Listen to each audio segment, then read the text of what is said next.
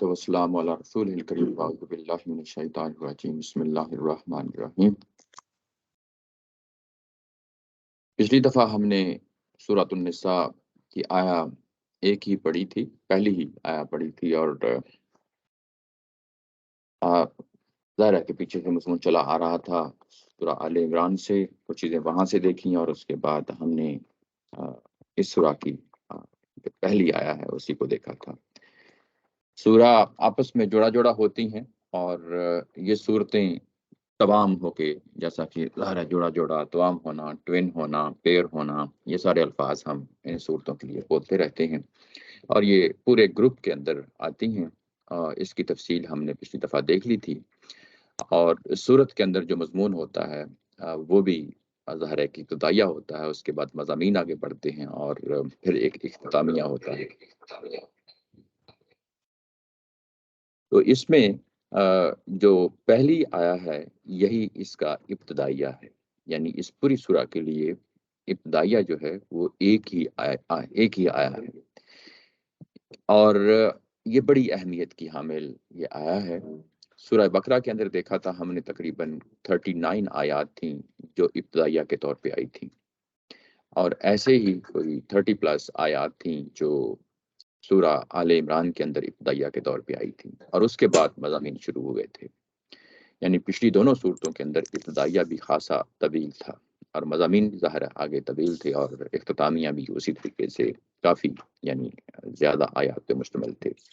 یہاں پہ ہم ایک فرق یہ دیکھ رہے ہیں کہ یہاں جو ابتدائیہ ہے وہ انتہائی یعنی مختصر ہے، اور اس کے اندر جو مضامین ہیں وہ بڑی وسعت کے ساتھ آئے ہیں، یعنی الفاظ تھوڑے استعمال ہوئے ہیں، اور ان کے اندر جو مضامین ہیں وہ بڑی گہرائی والے ہیں، اور اس لیے ہم نے اس کو کچھ دفعہ بڑی تفصیل کے ساتھ دیکھا تھا۔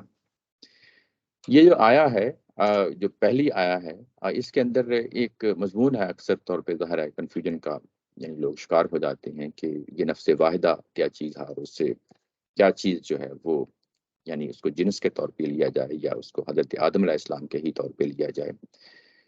یہ ایک موضوع بن جاتا ہے، لیکن اس میں سب سے اہم چیز جو ہوتی ہے وہ قرآن مجید کا جو اسلوب ہوتا ہے اس کو سامنے رکھنا چاہیے۔ وہ بڑی امپورٹنٹ چیز ہوتی ہے، بات کہنا کیا چاہ رہا ہے، اور زبان و بیان کی حد تک اس کو ظاہر ہے دیکھنا چاہیے۔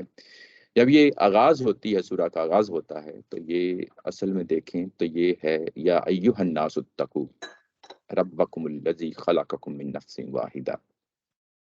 یہاں جو آڈینس ہیں، جو اس وقت مدینہ کے جو سامنے اہل ایمان ہیں، وہی یہاں پہ مخاطب ہیں، یعنی جو پرائمری ایڈریسز ہوتے ہیں ان کو ہم کسی طور پہ چھوڑ نہیں سکتے، ان کو بھول نہیں سکتے۔ یہاں پہ یہ کہیں کہ یہ پوری انسانیت کے لیے ہے، گو کہ اس کے اندر ایک وسعت پائی جاتی ہے، اس میں کوئی شک نہیں کہ یہ اسٹیٹمنٹ ہے، یہ پوری انسانیت کے لیے ہے۔ لیکن جب بات کہی جائے گی تو وہ کن سے کہی جا رہی ہے؟ یہ اہل ایمان ہیں اور وہ مدینہ میں رہ رہے ہیں، ان سے جب یہ بات کہی گئی تو اس وقت تو ان کو کہا گیا کہ خلقکم، کہ تم کو پیدا کیا گیا، ربکم، تمہارے رب نے تمہیں پیدا کیا۔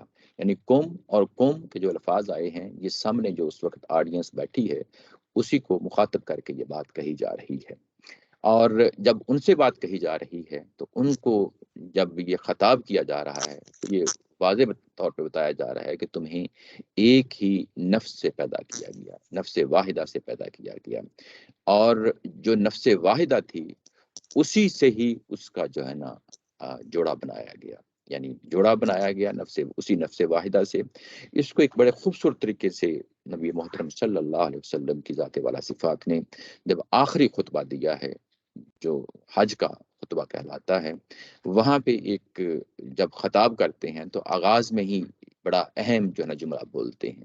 وہاں یہ کہتے ہیں کلکم لآدم، میں نے اوپر اس کو کاپی کیا ہوا ہے، کلکم لآدم وآدم من تراب، تم سب کے سب آدم کی اولاد ہو، اور آدم کو مٹی سے پیدا کیا گیا۔ یہ بڑی بہترین تفسیر ہے اس کی، نفس واحدہ وخلق منہا زوجہا، اس سے کہ یعنی آدم کو مٹی سے پیدا کیا گیا۔ مٹی ہی جو ہے نا بنیادی طور پہ یہ جو کامن چیز ہے، ہمارے جو آباء و اجداد جو پہلے والدین ہیں ان کے درمیان جو وجہ بنی ہے، جو دونوں کو قریب لانے کی، وہ ایک ہی مادہ ہے، ایک ہی چیز ہے، ایک ہی جنس ہے جس سے ان کو اٹھایا گیا۔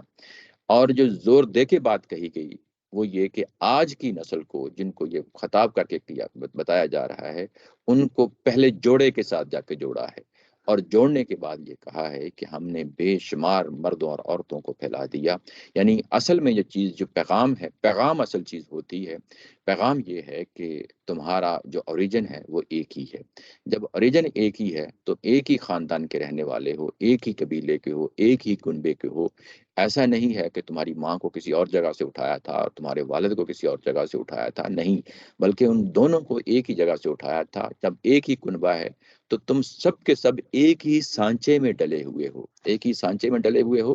کیا مطلب؟ تمہاری ایک ہی فطرت ہے، یعنی تمہاری ایک ہی فطرت ہے۔ وہ فطرت یہ ہے کہ تم ایک ہی اللہ کو ماننے والے ہو، یعنی تمہارا الہ ایک ہے، اور اس کے بعد ارحام ایک ہے۔ ارحام رحم کی جمع ہے، یہ ووم کو کہا جاتا ہے، اور ووم سے ظاہر ہے اس کے رحم سے جتنے بھی رشتے طلبداریاں بنتی ہیں، وسیع جو کنبہ بن جاتا ہے، ان سب کے لیے ارحام کا لفظ آتا ہے۔ تو یہ کہ تمہارا الہ ایک ہے، تمہارا رحم ایک ہے، اور تم سب ایکسٹینڈڈ فیملی ہو، تمہارا کنبہ ایک ہے، تمہاری یعنی یہ کہ شروع سے لے کے آج تک تم ایک ہی کنبے کے یعنی باسی ہو۔ جب یہ ایک ہی کنبے کے باسی ہو تو تمہارے درمیان کوئی فرق نہیں ہونا چاہیے، کوئی کالا ہے یا گورا ہے، کوئی غلام ہے یا آقا ہے، کوئی مرد ہے یا عورت ہے۔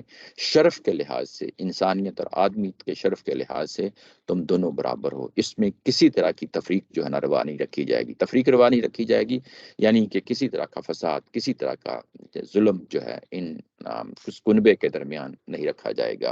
اگر تم ایسا کرتے ہو تو اللہ تعالیٰ کی ذات تمہارے اوپر رقیب ہو کے، تمہاری نگران ہو کے، یعنی وہ تم جو کچھ بھی کرو گے، فساد برپا کرو گے، ظلم برپا کرو گے، تو اس کے نتائج وہ ذات تمہیں دکھا دے گی، وہ تمہیں قریب سے مانیٹر کر رہی ہے، علیکم رقیبہ۔ اور شروع میں کہہ دیا گیا تھا کہ یا ایھا الناس اتقوا، کہ تم اللہ سے ڈرو۔ تو یہ تقوی ہے، یہاں پہ وسعت وسیع معنی میں یہاں پہ لیا گیا ہے۔ یعنی یہ چیزیں ہیں جو پیچھے ہم نے 4 پوائنٹ پچھلے یعنی ہم نے کیے تھے سیشن میں، کہ اس کے اندر 4 چیزیں ہیں۔ ظاہر ہے کہ وہ 4 چیزیں یہ ہیں کہ تم یعنی ایک ہی کنبہ ہو، آدم اور حوا کی اولاد ہو، اس میں کسی طرح کا جو ہے نا فرق، ظلم روا نہیں رکھا جائے گا، ایک چیز۔ دوسری چیز، جب کہ تمہارا اوریجن ایک ہے اور اس میں مائی حوا اور آدم دونوں یعنی ایک ہی چیز سے پیدا ہوئے ہیں، تو دونوں میں سے کوئی بھی کمتر نہیں ہے، دونوں ایک ہی جگہ پہ کھڑے ہو کے جو ہے نا معاملہ کر رہے ہیں۔ کسی کو کمتر کہتر جو ہے نا گرداننا سوسائٹی کے اندر عورت کی ذات کو جیسا کہ کیا جاتا ہے، تو یہ تمہیں کوئی اس چیز کا حق نہیں۔ یہ دوسرا پوائنٹ تھا۔ تیسرا پوائنٹ یہ ہے کہ ارحام، کہ ارحام کیا چیز ہے، کہ تمہیں ہر صورت میں ایک کنبے کے طور پہ رہنا ہے، ایک دوسرے کا خیال رکھنا ہے۔ یہ تیسری بات جو نا یہاں پہ کہی گئی۔ اور چوتھی جو بات تھی وہ یہ کہ جب تمام لوگ ایک جیسے ہیں، یعنی ایک ہی خانوادے سے تعلق رکھتے ہیں، تو کوئی گورا یا کالا، عربی یا اجمی، اس میں کوئی فرق نہیں ہونا چاہیے۔ یہ میسج ہے جو اس آیا کے اندر تھا۔ آگے بڑھتے ہیں، آگے بڑھتے ہیں تو اگلی جو آگے مضمون شروع ہو جاتا ہے، مضمون شروع ہوتا ہے، اور وہ مضمون کیا ہے؟ وَآتُوا الْيَتَامَى أَمْوَالَهُمْ وَلَا تَتَبَدَّلُوا الْخَبِيثَ بِالطَّيِّبِ وَلَا تَأْكُلُوا أَمْوَالَهُمْ إِلَىٰ أَمْوَالِكُمْ إِنَّهُ كَانَ حُوبًا كَبِيرًا۔ یہ آیت نمبر 2 ہے۔ اس کی آیا کی ترجمہ کر دیتا ہوں کہ اللہ سے ڈرو اور یتیموں کے مال ان کے حوالے کر دو۔ اللہ سے ڈرو اور یتیموں کے مال ان کے حوالے کر دو۔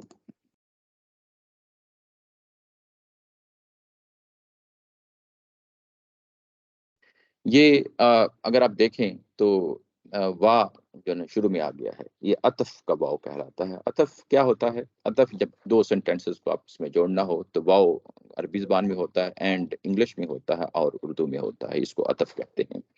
تو یہ واو آغاز میں آ گیا ہے، تو اس کا مطلب یہ ہے کہ جس طرح نیچے کنیکٹر میں رکھا ہے کہ اللہ سے ڈرو، بات یہ ہے کہ یہ جو بات آگے کہی جا رہی ہے آیت نمبر 2 کے اندر، اس کو اوپر والی آیت کے ذیل میں دیکھنا چاہیے، اسی لیے اس کو کنیکٹر میں رکھا ہے کہ اللہ سے ڈرو۔ یہ کہاں سے مفہوم آ رہا ہے؟ واو سے آ رہا ہے، یعنی یہ کہ جو کچھ اوپر بیان کیا گیا ہے، یہ اسی کی روشنی میں، اسی کی ذیل میں یہ آگے ہدایات آ رہی ہیں۔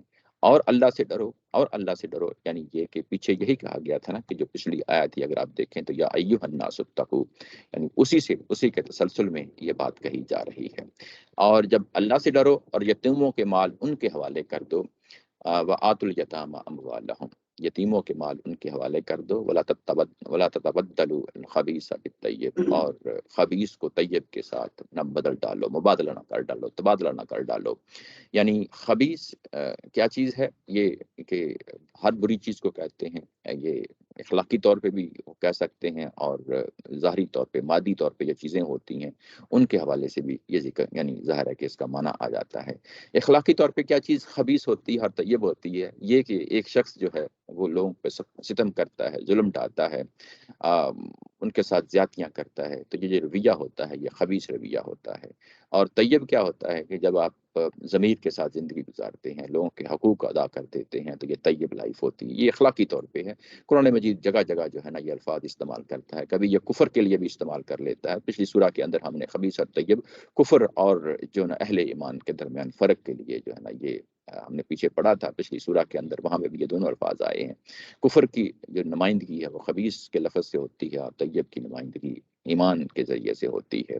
تو یہ اخلاقی پہلو تھے۔ اور ایک مادی لحاظ سے یہ کہ ایک چیز جو ہے وہ خبیث کب ہوتی ہے؟ جب ظاہر ہے کہ ایک ہلکی ہو، مادی طور پہ اس کی قیمت، ویلیو جو ہے نا ہلکی ہو، یا خالص نہ ہو، نہ خالص ہو، تو اس کے لیے خبیث کا لفظ استعمال کر لیتے ہیں۔ طیب اچھی چیز، صحت مند چیز، بہتر چیز، یہ اس کے لیے ہے۔ اور ولا تأکلوا اموالهم الى اموالکم، اور ان کے اموال اپنے اموال کے ساتھ ملا کر نہ کھاؤ۔ کیا چیز؟ اچھا، ان کے اموال اپنے اموال کے ساتھ ملا کر نہ کھاؤ، انہ کان حوبا کبیرا، یہ یقیناً بہت بڑا گناہ ہے۔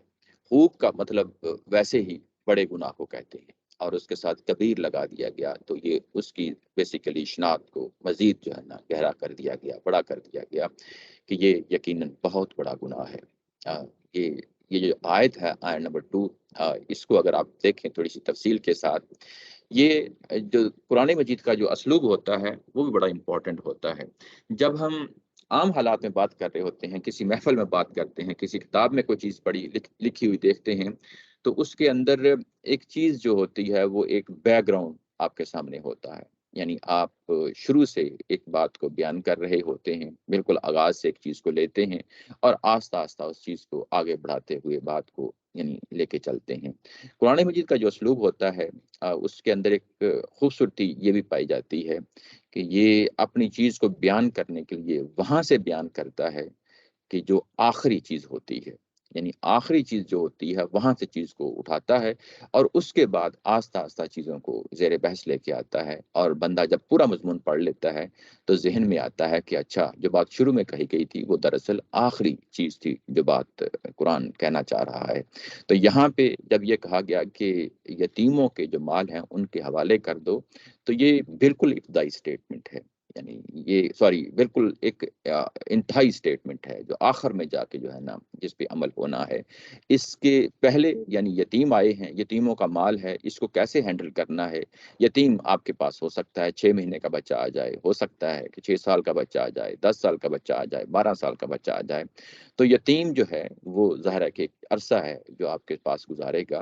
تو یہ بالکل ابتدائی سٹیج کی یہ اسٹیٹمنٹ نہیں ہے، بلکہ اس سٹیج کی ہے جب یعنی کہ آخری مرحلے پہ یعنی کیسے معاملہ کرنا ہے یتیم کے مال کے ساتھ۔ تو وَآتُوا الْیَتَامَ أَمْوَالَهُمْ، ان کے حوالے کر دو، یعنی کہ ظاہر ہے کہ ابھی ایک ٹائم لگے گا، اور یہ ٹائم کیسے لگے گا یہ ظاہر ہے کہ یہ ساری تفصیل آگے ہم اس کو دیکھیں گے۔ لیکن اس دوران کیا کرنا ہے؟ اس دوران جو ہے ہم نے یہ یہاں پہ بتایا جا رہا ہے کہ ان کے مال کو اچھے مال جو جو اچھا مال ہے ان کا، ان کو اپنے برے مال کے ساتھ جو ہے نا آپس میں تبادلہ نہ کرو۔ یہ جب ہم اس آیا کو اس انداز سے دیکھتے ہیں تو یہ مدینہ کے اندر یہ چیز ہمیں معلوم ہوتی ہے کہ وہاں پہ یعنی جو معاشی جو چیزیں ہیں، جو انسان تگ و دو کرتا ہے، محنت کرتا ہے، تو کتنے ایریاز ہیں۔ یہ ہمیں معلوم ہے کہ وہ غلہ بانی کرتے تھے، جانور پالا کرتے تھے، یہ ایک پہلو ہے۔ دوسرا پہلو یہ ہے کہ ان کے درمیان کھیتی باڑی ہوتی تھی، یہ دوسرا ہے۔ تیسرا تجارت جو ہے نا کیا کرتے تھے۔ یہ 3 طرح کے ان کے روزگار تھے۔ اب تینوں طرح کے روزگار اگر یتیم آپ کے پاس آتے ہیں تو ظاہر ہے کہ وہ اپنے بیک گراؤنڈ کے ساتھ یہ تینوں طرح کی چیزیں لے کے آتے ہیں۔ یعنی اگر غلہ بانی ہے تو اس میں جب آپ اپنی مریڑی چیزیں، کمزور چیزیں، لاگر چیزیں، اپنی جو کمزور بیڑے ہیں وہ آپ ان کی اچھی بیڑوں کو جو ہے نا وہ قابو میں کر لیں اور اپنی کمزور بیڑیں ان کو دیتے ہیں، تو یہ ایک طرح کا جو ہے نا تبادلہ ہو جاتا ہے۔ یہ کام جو ہے نا یہ نہ کرو۔ ایسے ہی جو ہے نا کھیتی باڑی کے سلسلے میں اگر کھجوریں آپ کے پاس جو ہے نا اچھی ہیں اور یتیم کے پاس ذرا کمزور ہیں تو آپ وہاں پہ اس طریقے سے تبادلہ کر لیتے ہیں، اور یہ اس چیز سے منع کر دیا گیا ہے کہ یہ کام نہیں کرنا، یہ کام نہیں کرنا۔ اس کے بعد یہ کہ یہ دونوں صورتیں ہو گئیں، یعنی یہ کہ وَآتُوا الْيَتَامَى أَمْوَالَهُمْ وَلَا تَتَبَدَّلُوا الْخَبِيثَ بِالطَّيِّبِ، دونوں صورتیں کون کون سی ہو گئیں؟ یہ کہ ان کا مال ظلم کر کے نہیں، یعنی اپنے قبضے میں لے آنا، زبردستی نہیں لے آنا، قبضہ نہیں کر لینا ان کے مال پہ، اور دوسری بات یہ ہے کہ خبیث اور طیب کا آپس میں تبادلہ نہیں کرنا۔ اب تیسری بات جو ہے نا جو کہی جا رہی ہے کہ ان کے مال کو اپنے مال کے ساتھ ملا کر جو ہے نا وہ اس طریقے سے نہ کھاؤ کہ ظاہر ہے کہ اس میں پھر حساب کتاب جو ہے نا وہ نہ رہے۔ یعنی ان کے مال کو اپنے مال کے ساتھ کس طرح جو ہے نا یہ تاکلو کا لفظ آیا ہے، یعنی کھانا۔ اب یہ کہ ان کے مال کو اپنے مال کے ساتھ ملا کے نہ کھاؤ، یعنی اس پہلو سے بات کہی جا رہی ہے۔ یعنی یہ کون سا پہلو ہو سکتا ہے؟ یعنی لوگوں کے سامنے آپ ظاہری طور پہ یہ کر سکتے ہیں کہ آپ یتیموں کے اموال کے ساتھ معاملہ کر رہے ہیں اور لوگوں کو پتہ بھی چل رہا ہے کہ یہ ایک اچھے طریقے سے کر رہا ہے، لیکن جو ظاہر ہے اس کے پیچھے پیچھے آپ نے کچھ اور کام جو ہے نا یعنی کر رہے ہیں۔ ظاہر ہے اس کو اللہ تعالیٰ کی ذات کو پتہ ہے یا تمہیں پتہ ہے، تو وہ جو دوسروں کا مال اپنے مال کے ساتھ اس طریقے سے کھاتے ہیں، ان تینوں جو صورتیں پاسبل امکانات ہو سکتے تھے ان سب کو زیر بحث لاتے ہوئے قرآن مجید نے کہا کہ یقیناً بہت بڑا گناہ ہے، یعنی یہ بہت بڑا پاپ ہے، بہت بڑا گناہ ہے، اس سے بچو۔ یہ چیزیں ہیں جن کو یہاں پہ بیان کیا جا رہا ہے۔ اس کے بعد آگے بڑھتے ہیں، یہ دونوں چیزیں ہیں جو آپ کے سامنے ہیں۔ میں اس سے پہلے کہ آگے بڑھوں، یہ میں مضمون ہے سورہ بقرہ کے اندر آیا نمبر 220، وہ بھی میں آپ کے سامنے اس کو رکھنا چاہتا ہوں۔ وہ مضمون کیا ہے؟ یہ مضمون جب ہم وہاں جاتے ہیں سورہ بقرہ کی، تو وہاں ہے وَيَسْأَلُونَكَ عَنِ الْيَتَامَى، وہ آپ سے سوال پوچھتے ہیں یتیموں کے بارے میں۔ سورہ بقرہ میں جو بیک گراؤنڈ ہے، ہمیں معلوم ہے کہ ابھی جنگیں نہیں ہوئی ہیں، یعنی سورہ بقرہ میں ابھی جنگیں نہیں ہوئی ہیں، اور جنگوں کے حوالے سے جو سوالات اٹھ رہے ہیں، لوگ سوالات اٹھا رہے ہیں، ان کا جواب جو ہے نا یہاں پہ دیا جا رہا ہے۔ تو لوگ پوچھتے ہیں یعنی کہ اگر کل کو جنگیں ہوتی ہیں، یتیم ہو جاتے ہیں لوگ مارے جاتے ہیں۔ جی جی، یہ 220 سورہ بقرہ کی۔ تو وہ یتیم ہو جاتے ہیں تو ان کے ساتھ کیا معاملہ کرنا ہے؟ ابھی یعنی یہ کہ ابھی یتیم ہوئے نہیں ہیں لوگ اور پہلے سے ایک ظاہر فورسی کیا جا رہا ہے، تو اللہ تعالیٰ کی ذات جواب دیتی ہے کہ ان کے ساتھ اصلاح کا معاملہ کرنا ہے، یہی بہتر ہے۔ اور اگر تم ان کو اپنے ساتھ ملا لو، وَإِن تُخَالِطُهُمْ فَإِخْوَانُكُمْ، اگر تم ان کو اپنے ساتھ، سورہ بقرہ کی آیا ہے، اگر تم ان کو اپنے ساتھ ملا لو، وَاللَّهُ يَعْلَمُ الْمُفْسِدَ مِنَ الْمُصْلِحِ، تو اللہ تعالیٰ کی ذات جانتی ہے کہ کون ہے جو فساد کرنے والا ہے اور کون ہے جو مصلح ہے۔ فساد کرنے والا یعنی کہ ان یتیموں کے مال کے ساتھ کون ہے جو یعنی کہ دھوکہ دیتا ہے، اور کون ہے جو ان کی بہتری کے معاملات کرتا ہے، یہ اللہ تعالیٰ کی ذات کو معلوم ہے۔ وَلَوْ شَاءَ اللَّهُ لَأَعْنَتَكُمْ، اگر اللہ چاہتا تو تمہیں مشقت میں ڈال دیتا، ان اللہ عزیز حکیم۔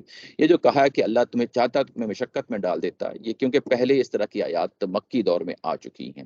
مکی دور میں اوپر میں نے ایک حوالہ دیا ہوا ہے، وہ ہے وَلَا تَقْرَبُوا مَالَ الْيَتِيمِ إِلَّا بِالَّتِي هِيَ أَحْسَنُ حَتَّى يَبْلُغَ أَشُدَّهُ، یعنی یتیم کے مال کے قریب تک نہ پھٹکو یہاں تک کہ وہ جوان ہو جائے۔ یہ بات ہے یہ سورہ انعام کے اندر بتائی گئی۔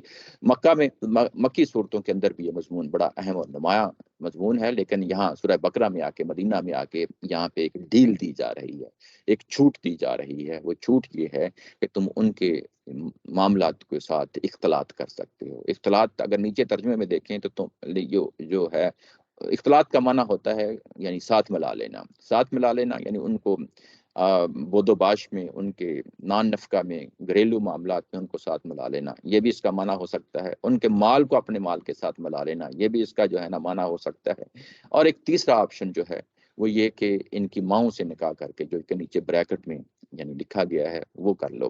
تو یعنی یہ سارے پاسبل امکانات ہو سکتے ہیں اختلاط کے اندر، جس کو یہاں پہ لفظ کی وسعت میں جو ہے نا ظاہر بیان کر دیا گیا، اور یہ کہا کہ یہ تمہارے اپنے بھائی ہیں یعنی یہ کہ دینی بھائی ہیں تمہارے معاشرے کے اندر، ظاہر ہے کہ یہ یتیم اٹھے ہیں، اور اس کے بعد یہ کہا کہ میں مشقت میں نہیں ڈالنا چاہتا تھا۔ یہ اگر بیک گراؤنڈ سامنے رکھیں، یہ بیک گراؤنڈ کیوں میں بیان کرتا ہوتا ہوں، اس لیے کہ ظاہر ہے کہ یہ پورے گروپ کے اندر جو مضامین ہے، پورے جو تھیم ہوتے ہیں وہ مسلسل آگے بڑھ رہے ہوتے ہیں۔ تو سورہ بقرہ کے اندر یہ وہ واحد مقام ہے یہاں پہ یتیموں کا جو ہے نا یہ معاملہ اٹھایا گیا اور اس کا جواب دیا گیا۔ آگے سورہ آل عمران کے اندر یتیموں کا معاملہ نہیں اٹھایا۔ اب جو ہے سورہ النساء کے اندر پہلا مضمون ہے جو سورہ بقرہ میں اندر آیا تھا، اور اس کو اب یہاں پہ بیان کیا جا رہا ہے۔ اب کیوں بیان کیا جا رہا ہے؟ اب یتیم آ گئے ہیں ان جنگوں کے نتیجے میں، اور ان جنگوں کے نتیجے میں یتیم آ گئے ہیں۔ یہ کہاں اور کیسے آگے ہیں؟ پیچھے سورہ آل عمران میں ہم نے دیکھا کہ وہاں غزوہ احد ہو چکی ہے، اس کے نتیجے میں یہ چیزیں جو سامنے آئی ہیں، اور ان چیزوں کی بنیاد پہ یہ زیر بحث چیزیں لائی جا رہی ہیں۔ اچھا، یہ کہ اب یہ یتیموں کا معاملہ ہے، اور یہ وراثت کا اصل میں معاملہ ہے۔ یہ جو یتیموں کے مال ہوتا ہے، یہ یتیموں کو ورثے میں ملا ہوا مال ہوتا ہے جو ان کے والدین کی طرف سے ان کو ملتا ہے، یہ اس کی بات ہو رہی ہے یہاں پہ۔ اور اس کے بعد یہ کہا کہ ظاہر ہے کہ یہ جو معاملہ جو آپ کو انسٹرکشن ہدایت دی جا رہی ہیں یہ اتنی آسان نہیں ہے، اور آسان نہیں ہے تو اگلی آیا کے اندر بتایا گیا کہ وَإِنْ خِفْتُمْ أَلَّا تُقْسِطُوا فِي الْيَتَامَىٰ فَانكِحُوا مَا طَابَ لَكُم مِّنَ النِّسَاءِ مَثْنَىٰ وَثُلَاثَ وَرُبَاعَ فَإِنْ خِفْتُمْ أَلَّا تَعْدِلُوا فَوَاحِدَةً أَوْ مَا مَلَكَتْ أَيْمَانُكُمْ ذَٰلِكَ أَدْنَىٰ أَلَّا تَعُولُوا۔ ترجمہ اس کا یہ ہے، اگر اندیشہ ہو، وَإِنْ خِفْتُمْ اگر تمہیں ڈر ہو، اندیشہ ہو کہ اللہ تقسطوا کہ تم انصاف نہیں کر سکو گے، فی الیتامى ان یتیموں کے بارے میں، فنکحوا تو نکاح کر لو، ماتابا جو موزوں ہوں مناسب ہوں، لکم تمہارے لیے، من النساء انہی کی عورتوں میں سے، یتیموں ہی کی عورتوں میں سے تم جو ہے وہ نکاح کر لو جو موزوں عورتیں تمہیں لگیں اس کام کے لیے۔ اور کیا کتنی، یعنی اس کے بعد بتایا گیا کہ 2 کر لو، 3 کر لو، 4 کر لو، 2 3 3 4 4 جو ہے نا آپ نکاح کر لیں۔ فَإِنْ خِفْتُمْ اور اگر تمہیں یہ ڈر ہو، اندیشہ ہو، اللہ تعدلوا کہ تم انصاف نہیں کر سکو گے، عدل نہیں کر سکو گے، فواحدہ تو پھر ایک ہی پہ اکتفا کرو، او ما ملکت ایمانکم یا جو کچھ تمہارے پاس لونڈیاں تمہارے قبضے میں ہوں۔ یہ تمہیں انسٹرکشن کیوں دی جا رہی ہے؟ ذالک ادنا اس لیے دی جا رہی ہے کہ اللہ تعالی کہ تم جو ہے نا وہ بے انصافی نہ کرو، ظلم نہ کرو۔ تو اللہ تعالی یعنی ایک طرف جھک نہ جاؤ، تعالی کا مطلب ہوتا ہے جھک جانا ایک طرف، اور ایک طرف جھک نہ جاؤ۔ یہ نیچے اگر ترجمے میں بھی دیکھیں تو یہ ترجمے میں ہے کہ یہ اس لیے اس کے زیادہ قریب ہے کہ تم بے انصافی سے بچو۔ اچھا، اس کے بعد یہ آیت نمبر 3 ہے، میں پورا پیراگراف کا ترجمہ کر دیتا ہوں کیونکہ ظاہر ہے یہ ساری جو ہے نا پیراگراف پڑھ کے آپ کے سامنے پوری تصویر آتی ہے۔ وَآتُوا النِّسَاءَ اور ان عورتوں کو تم جو ہے کیا دو جو ظاہر ہے کہ جن کے ساتھ یہ ابھی کہا جا رہا ہے کہ عدل کرو اور بے انصافی نہ کرو یہ سب کچھ، اور اس کے بعد کہا کہ ان عورتوں کو ان کا صدقاتہن ان کا مہر دو۔ صدقات یہ جمع ہے صدقہ کی، یہ صدقہ کا لفظ نہیں ہے، یاد رکھیں صدقہ جو ہے نا ایک اور مطلب ہوتا ہے، صدقہ وہی جو زکوٰۃ صدقہ وہ ایک اور چیز ہے، یہ صدقہ کا لفظ ہے، سنگولر صدقہ آتا ہے اور اسی کا پلورل صدقات ہننا ہے۔ صدقہ کیا چیز ہوتی ہے؟ یہ صدقہ مہر کو ہی کہا جاتا ہے، مہر بھی عربی کا لفظ ہے، صدقہ بھی عربی کا لفظ ہے، اور اس کے بعد نہلا جو آ رہا ہے یہ اس کا معنی بھی یعنی مہر ہی ہے، یہ تینوں لفظ جو ہے نا استعمال ہوتے ہیں۔ صدقہ یعنی اصل میں جب صدقہ کہتے ہیں تو بنیادی طور پہ آپ اپنا مال خرچ کر کے اپنے ایمان کی گواہی دیتے ہیں۔ صدقہ کا جو مفہوم ہے وہ یہی ہے کہ جب آپ صدقہ دیتے ہیں تو بنیادی طور پہ مال کی قربانی دے کے آپ اپنے ایمان کی گواہی دیتے ہیں۔ تو صدقہ یہ اسی سے قریب قریب ہے۔ تو یہاں پہ اپنے مال کی قربانی دے کے آپ اس چیز کا عزم کرتے ہیں کہ میں اس خاتون کے ساتھ نکاح کر رہا ہوں، اس لیے اس کو صدقہ کہا جاتا ہے۔ تو اور اس کے بعد نہلا جو ہے اس کو جب اس کنٹیکسٹ میں بات نہیں کی جاتی یعنی مہر کے کنٹیکسٹ میں، تو یہ اس کا عام معنی گفٹ ہوتا ہے، جو آپ کوئی چیز کسی کو دے دیتے ہیں خوشی سے محبت سے دیتے ہیں اس کو نہلا کہا جاتا ہے۔ لیکن یوں ہی اس کو آپ یعنی میاں بیوی کی شکل میں نکاح کی شکل میں جو ہے نا بات کرتے ہیں تو نہلا کا مطلب پھر جو ہے نا وہ مہر ہی ہو جاتا ہے۔ تو یعنی یہ کہ جب تم مہر دیتے ہو تو مہر کو مہر کی طرح جو ہے نا وہ دو. نہلا کا مطلب یہاں پہ ان کو جب مہر دیتے ہو تو مہر کی طرح دو، یعنی پورے، یعنی ایک گفٹ کے طور پہ خوشی خوشی جو ہے نا یہ کام کرو، اور تمہارے دل جو ہے نا بھیجنے نہیں چاہیے جب یہ تم کام کر رہے ہو. فَإِن تِبْنَ لَكُمْ عَنْ شَيْءٍ، اور اگر جو ہے یہ نکاح یعنی مہر لینے کے بعد یہ خواتین جو ہے نا یہ چاہتی ہیں کہ کچھ چیزیں چھوڑ دیں، کچھ چیزیں چھوڑ دیں. تبنا کا مطلب ظاہر ہے کہ یہاں پیچھے تابہ پیچھے ہم پڑھ آئے ہیں، آپ ساتھ ان لگا ہو تو یہ کہ یعنی چھوڑ دینا، یعنی اس کو اس معنی میں آتا ہے. تو اگر یہ خواتین چھوڑ دیتی ہیں اس مہر کو، اور اس کے بعد من ہو، اس سے جو مہر تم نے دی ہے، نفسن یعنی اپنی مرضی سے خوشی خوشی جو ہے نا یہ چھوڑ دیتی ہیں، فکلو ہو تو تم اس کو کھا سکتے ہو، تم اس کو لے سکتے ہو. ہنی ان مریا، ہنی ہنی ہنی ام مریا، تو یہ کہ تم اس کو خوشی خوشی جو ہے نا وہ کھا سکتے ہو.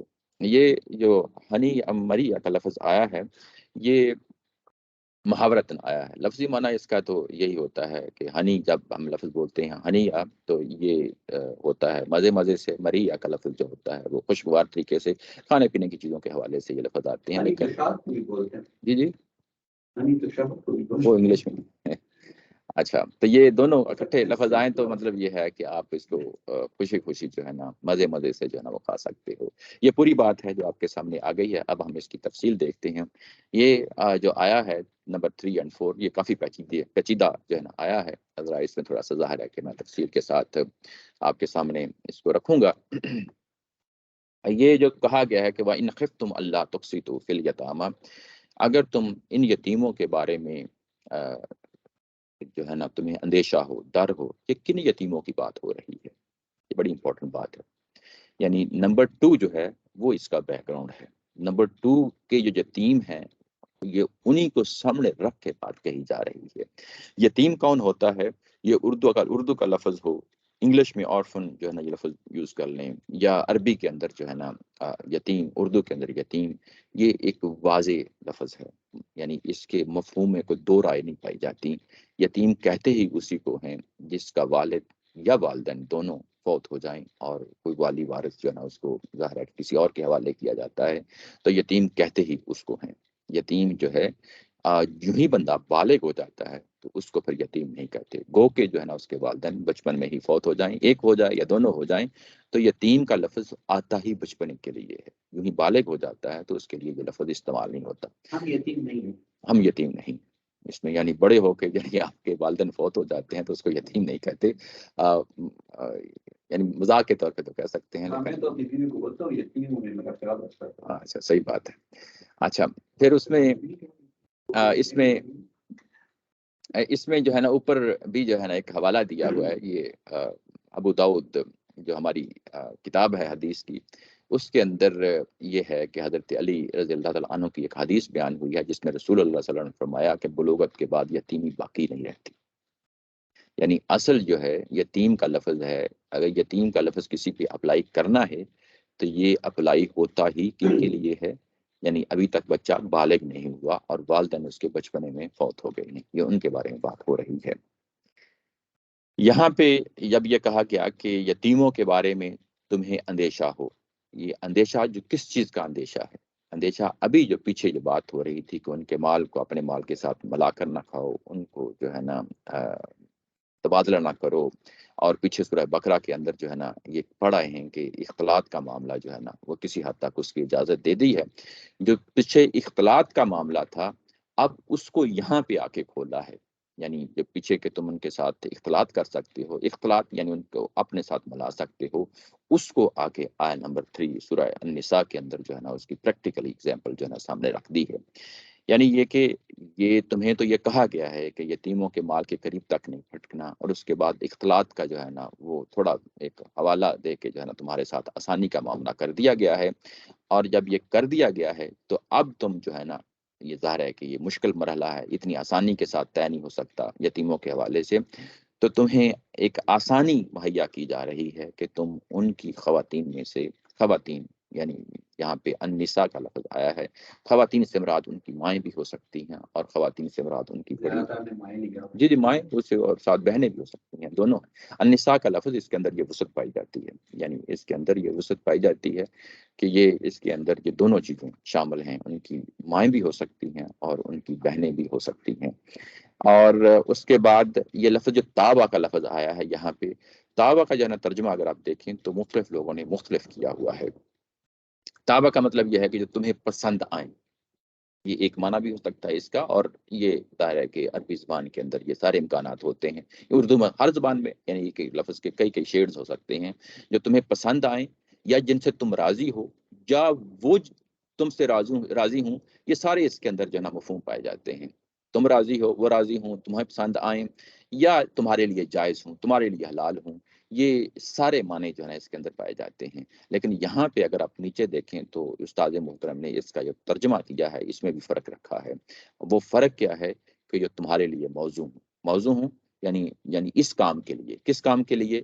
اس کام کے لیے جو ظاہر ہے کہ یتیموں کا معاملہ ہے، یتیموں کے معاملے میں تم نے ایک ذمہ داری اٹھانی ہے، اور جو اس کام کے لیے تم مناسب جو ہے نا ان کی اگر خواتین دیکھتے ہو کہ وہ تمہارے ساتھ مل کے یتیموں کا معاملہ جو ہے نا بہتر انجام دے سکتی ہو، تو تم یہ کام کر ڈالو۔ ماتابہ لکم کا یہ کہ جو تمہارے اس کام کے لیے، نکاح کے لیے یا یتیموں کی ذمہ داری جو ہے نا اٹھانے کے لیے جو مناسب ہیں، موضوع ہیں جو خواتین، آپ ان کے ساتھ جو ہے نا یہ نکاح کر سکتے ہیں۔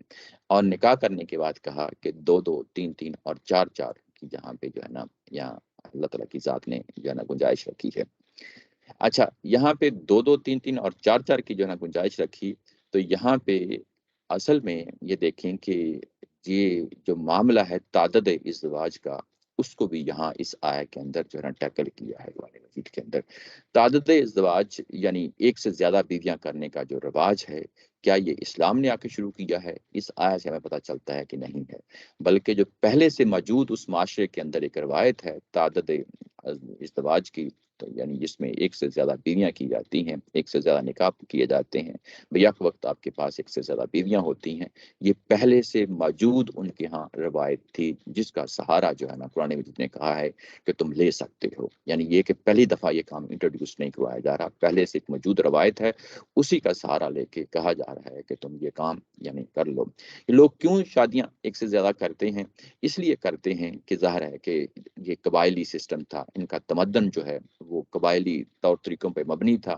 قبائلی جو طور طریقے ہوتے ہیں اس کے اندر نرینہ اولاد کی بڑی اہم جو نا ضرورت ہوتی ہے، جنگیں ہوتی ہیں تو یہ آپ کی اولاد ہوتی ہے جو آپ کے ساتھ کھڑی ہوتی ہے۔ معاشرے کے اندر عزت اور مقام اور رتبہ جو ہے، جس کے پاس زیادہ اولاد ہوتی ہے وہ زیادہ جو ہے نا قابل احترام ہوتا ہے معاشرے کے اندر۔ قبائلی تمدن کے اندر یہ چیزیں ہوتی ہیں۔ اور اس کے بعد روزمرہ کے جو معاملات ہوتے ہیں، کھیتی باڑی ہوتی ہے، تجارت ہوتی ہے، اگر آپ کے پاس یعنی ہیومن یعنی سورسز ہوں، آپ کے پاس زیادہ لوگ ہوں، افراد زیادہ ہوں، تو یہ بھی آپ کے کام آتے ہیں۔ تو یہ بہت سارے پہلوز ہوتے ہیں، بہت سارے پہلو ہوتے ہیں، بہت سارے فیکٹرز ہوتے ہیں جن کو ظاہر ہے کہ قبائلی تمدن کے اندر رکھتے ہوئے لوگ ایک سے زیادہ شادیاں کرتے ہیں۔ یہ چیزیں تمدن پہ مبنی ہوتی ہیں۔ اب یہ ساری چیزیں ظاہر ہے کہ تمدن بدل چکا ہے، اب اس تمدن اور اس تمدن میں جو نا زمین آسمان کا فرق آ چکا ہے۔ تو یہاں اب یہ دیکھا جائے گا کہ یہ جو تعدد ازدواج کا جو معاملہ ہے، یہ کس پہلو سے بات کہی جا رہی ہے۔ یعنی یہ کہ یہ ایک مسئلہ ہے جس کو یہ کنفرنٹ کر رہے ہیں صحابہ اکرام کی جماعت ہے، لیکن یہ ساتھ ہی اسی یعنی سورہ کے بالکل آغاز میں جب یہ بات کہی گئی تھی آدم علیہ السلام کا جو ہے نا پیچھے کہی گئی تھی کہ تمہیں ایک ہی نفس واحدہ سے جو ہے نا پیدا کیا گیا ہے، اور نفس واحدہ سے اس کی جو ہے نا جوڑا بنایا تھا، تو گویا کہ انسان کا جو آغاز ہوتا ہے وہ ایک ہی جوڑے سے ہوتا ہے۔ آدم علیہ السلام کی ایک ہی بیوی تھی، اور دونوں نے مل کے آگے ہزاروں، لاکھوں، ملینز لوگ جو ہے نا ان کے ذریعے سے پیدا ہوئے ہیں۔ تو یہ کہ آئیڈیلی یہ بھی بتا دیا گیا اسی سورہ کے اندر بالکل شروع میں کہ اللہ تعالیٰ نے جب انسانوں کو چلایا تھا تو ایک مرد کے ساتھ ایک بیوی کو رکھا تھا، یہی ایک آئیڈیل صورتحال ہوتی ہے۔ باقی یہ کہ لوگوں کے درمیان ایک سے زیادہ بیویاں ہونا یہ تمدن کی ایک علامت ہے، تو اللہ تعالیٰ کی ذات نے انٹرفیئر نہیں کیا وہاں پہ۔ ہاں اس کی تھوڑی بہت تہذیب کی ہے، اس کو تھوڑا بہت جو ہے نا اس کو نکھارا ہے، بہتر کیا ہے۔ تو یہاں پہ بھی اگر آپ دیکھیں تو جس چیز کو نکھارا ہے، تہذیب کی ہے، وہ 4 کی پابندی لگائی ہے یہاں پہ، یعنی 2 2 3 3 اور 4 کر سکتے ہیں، 4 سے زیادہ کی جو ہے نا آگے نہیں جا سکتے۔ یہاں ظاہر ہے کہ پہلے سے موجود جو روایت ہے اسی روایت کو بہتر بنایا ہے، یعنی لوگ 10 10 8 8 9 9 یعنی اس سے بھی زیادہ جو ہے نا بیویاں کرتے تھے، لیکن ظاہر ہے کہ قرآن مجید نے یہاں آ کے اس انداز میں یہ بات کہی ہے، اور ساتھ ہی یہ کہا ہے کہ ظاہر ہے کہ یہ آئیڈیل صورتحال جو ہے جو آیت نمبر 1 کے اندر ہے وہ یہی ہے کہ جب میں نے پہلا جوڑا بنایا تھا تو اس کے ساتھ ایک ہی بیوی کو رکھا تھا۔ آج بھی اگر ہم دیکھیں تو پوری دنیا کا ڈیٹا ہمارے سامنے ہوتا ہے، پچھلے 300 400 سال سے جو سینسس جب سے ہو رہے ہیں، مردم شماری جب سے ہو رہی ہے پوری دنیا میں، تب سے اگر ہم اس پوری ڈیٹا کو گوگل کر کے دیکھ لیں تو یہ جو مرد اور عورت کی ریشو ہے کسی بھی معاشرے کے اندر وہ تقریباً برابر ہے، یعنی 50% 50% جو ہے نا دونوں قریب قریب ہوتے ہیں۔ فرض کیا عورتیں اگر 51% ہیں، مرد 49 ہو جاتے ہیں، تو یہ فرق کچھ زیادہ فرق نہیں ہوتا، یعنی یوں کہیں کہ یہ اگر پچھلے 300 400 سال کا ڈیٹا اگر ہمارے پاس موجود ہے تو اس کی بنیاد پہ کہہ سکتے ہیں کہ تھرو آؤٹ ہسٹری آدم علیہ السلام کے زمانے سے لے کے آج تک تقریباً یہی ڈیٹا رہا ہوگا۔ تو اس کی بنیاد پہ اگر کسی معاشرے کے اندر زیادہ بیویاں کرنے کا رواج تھا تو اس کا مطلب یہ ہے کہ ظاہر ہے کہ یہ اگر بہت سارے لوگوں کے پاس بہت ساری بیویاں ہوتی تھیں تو بہت سارے لوگوں کے پاس کوئی بیوی بھی نہیں ہوتی تھی۔ یہ اس چیز کا پورا امکان ہے، یعنی یہ کہ اس تمدن میں قبائلی نظام میں جہاں پہ شہری زندگی ہے ہو سکتا ہے وہاں لوگوں کے پاس ایک سے زیادہ بیویاں ہوں، لیکن دیہاتی زندگی میں ہو سکتا ہے کہ بعض لوگوں کے پاس کوئی بیوی بھی نہ ہو، تو یہ امکانات رہتے ہیں۔ اس کی وجہ یہ ہے کہ جو آبادی کا ریشو ہے وہ ہمیشہ ایک جیسی ہی رہی ہے۔ میں ایک آج کی دنیا کی بات بتا دوں جی جی یہاں پر کوئی افغان دوست ہے تو کلیریفائی کر لیں۔ اس وقت بھی افغانستان کے اندر جو دیہی علاقہ ہے وہ پاکستان کا ہو یا پشتون کا، وہاں پیسے والے لوگوں کی 3 4 بیویاں بالکل کھلے عام ہیں، جی اور لڑکوں کو بیویاں نہیں ملتی۔ جی ہوتا ہے 40 40 45 سال کی عمر تک، پھر اس کے بعد شادی ہوتی ہے، کوئی طلاق یافتہ ہو جائے کسی، ورنہ غریب لوگوں کو بیویاں نہیں ملتی۔ جی ہوتا یہ ہے کلچر وہاں بہت زیادہ ہے، پیسہ والے بہت زیادہ شادیاں کرتے ہیں، تو جی بیلنس ڈسٹرب ہو جاتا ہے۔ جی۔ تو یہ کہ یہ کیا مطلب یہ کہ یعنی جیسا کہ بات کہی جا رہی ہے قبائلی تمدن سے اٹھی ہوئی چیز ہے، اس کو جو ہے نا یہاں فائدہ اٹھانے کی بات کہی جا رہی ہے۔ یہ اس وقت کا عرف ہے، اس عرف میں یعنی عرف کا مطلب یہ ہے کہ وہاں ٹریڈیشن ہے، روایت ہے، اس میں رکھ کے بات کہی جا رہی ہے۔ آج ہمارے درمیان آج کے تمدن میں یہ عرف نہیں رہا، عرف نہیں رہا، تو کیا یہ آج بھی ریلیونٹ ہے؟ آج یہ ریلیونٹ اس پہلو سے ریلیونٹ ہے کہ اگر یہ صورتحال پیدا ہو جاتی ہے جس طرح کی یہاں پہ صورتحال پیدا ہو گئی ہے، اگر پہلے سے عرف موجود ہے تو پھر بھی اس کے اندر گنجائش ہے۔ اگر عرف نہیں رہا تو پھر اس صورت میں کیا کیا جائے گا؟ اس صورت میں کہ اگر اس طرح کی صورتحال ہو جاتی ہے جس طرح یہاں پہ یتیموں کی صورتحال ہے، یا یہ کہ آپ نے پہلے شادی کی ہوئی ہے اور وہ خاتون جو ہے وہ بیمار ہے، یعنی ایک مستقل بیماری ہے جس کی وجہ سے اس کے ہاں کوئی اولاد نہیں ہو سکتی، آپ دوسری بیوی کر سکتے ہیں، یا جو ہے نا بعض اوقات صورتحال اس طرح کی ہو جاتی ہے، کوئی بیوہ ہو جاتی ہے اور کوئی سہارا جو ہے نا آپ دینا چاہتے ہیں، جس طرح یہاں پہ سہارا دینے کی بات کی جا رہی ہے تو سہارا دے سکتے ہیں۔ اب ظاہر ہے کہ موجودہ تمدن میں ہمارے پاس اب ایکسیپشنل کیسز ہوں گے، اب اس میں عرف میں بیٹھ کے بات نہیں کریں گے، اب ہم ایکسیپشنل کیسز میں بیٹھ کے جو ہے نا بات کریں گے۔ یعنی اس کو اس اینگل سے دیکھا جائے گا، یعنی کیونکہ اس وقت عرف تھا تو عرف کے اندر جو ہے نا اس پہ انگلی نہیں اٹھائی جا سکتی۔ اب جبکہ موجودہ صورتحال ہے تو اب ظاہر ہے کہ جو قرآن کا جو نقطہ نظر ہے وہ یہی کہتا ہے کہ آئیڈلی میں نے جب آدم اور حوا کا جو نا سفر شروع کیا تھا تو اس وقت یہ ایک ہی میاں بیوی تھے۔ اب جب کہ ظاہر ہے کہ وہ صورتحال یعنی قبائلی تمدن سے گزر کے ہم آگے آ چکے ہیں، تو اب یہاں پہ عرف کے نام پہ ہمیں یہ نہیں کہا جا سکتا کہ صحابہ اکرام کی تھی یا نبی صلی اللہ علیہ وسلم کی اپنی یعنی سنت کے نام پہ یا صحابہ اکرام کے عمل کے نام پہ آج بھی کہیں کہ آج بھی ہم اس طریقے سے کر سکتے ہیں۔ نہیں، یہ بات نہیں ہے، قرآن کا جو ہے نا یہ مدعا نہیں ہے۔ قرآن کا مدعا یہی ہے کہ عرف میں تو اس چیز کی اجازت ہوتی ہے، لیکن یہ کہ عام حالات میں یہ دیکھا جائے گا کہ یہ ایکسیپشنل کیسز ہیں کہ نہیں ہے، تب جو ہے نا وہ معاملہ ہوگا۔ جی جی ویسے اس کی ایک فلیکسیبلٹی مجھے یہ بڑی اچھی لگتی ہے جی آج کی دنیا میں، جب ہم دیکھتے ہیں جی جی کہ یہ جو اب تو دنیا بہت زیادہ کیا بولتے ہیں اس کو، شوشا والی دنیا ہو گئی ہے۔ पैसे जिनके पास हो, जो मिलियनर और बिलियनर और एक ऐसी बड़े लोग जो होते हैं, वो फिर अगर आप उन पर पाबंदी लगा देंगे तो वो फिर दूसरी तरफ जाएंगे और वो अवेलेबल है बहुत सारी। जी, मैं वही कह रहा हूँ, वही असल असल चीज यही है कि एक्सेप्शनल केसेस होंगे। ये बड़ा इम्पोर्टेंट हो जाता है जी कि जी, आप ये पाबंदी ना लगाए एक औरत की। नहीं नहीं नहीं, पाबंदी की बात नहीं कर रहा हूँ, बात ये कह रहा हूँ कि ये सारे एक्सेप्शनल केसेस हैं। हो सकता है कि किसी फर्द की इनफरादी तौर पे हकीकतन जरूरत हो, यानी जाती तौर पे भी हाँ जरूरत हो, तो उस पे भी इसमें है। मैं अमूमी बात कर रहा हूँ, हाँ यानी बहसीत मजमूई माशरे में जो कल्चर है, क्या ये कल्चर को रवाज दिया जा सकता है, उसकी कुरान नफी करता है। यानी कल्चर जो है वो प्रमोट नहीं होना चाहिए, यानी वो इनफरादी तो जरूरत है, फिर बैलेंस डिस्टर्ब हो जाएगा। बैलेंस डिस्टर्ब हो जाता हाँ वो तो औरत और मर्द का है। जी जी बैलेंस डिस्टर्ब हो जाएगा। जी। उसके बाद ये आगे बढ़े तो ये जो बात है कि जब तुम इस तरह इनके साथ जो है ना शादियां करोगे, तो उसके बाद आगे फौरी तौर पे टोका है।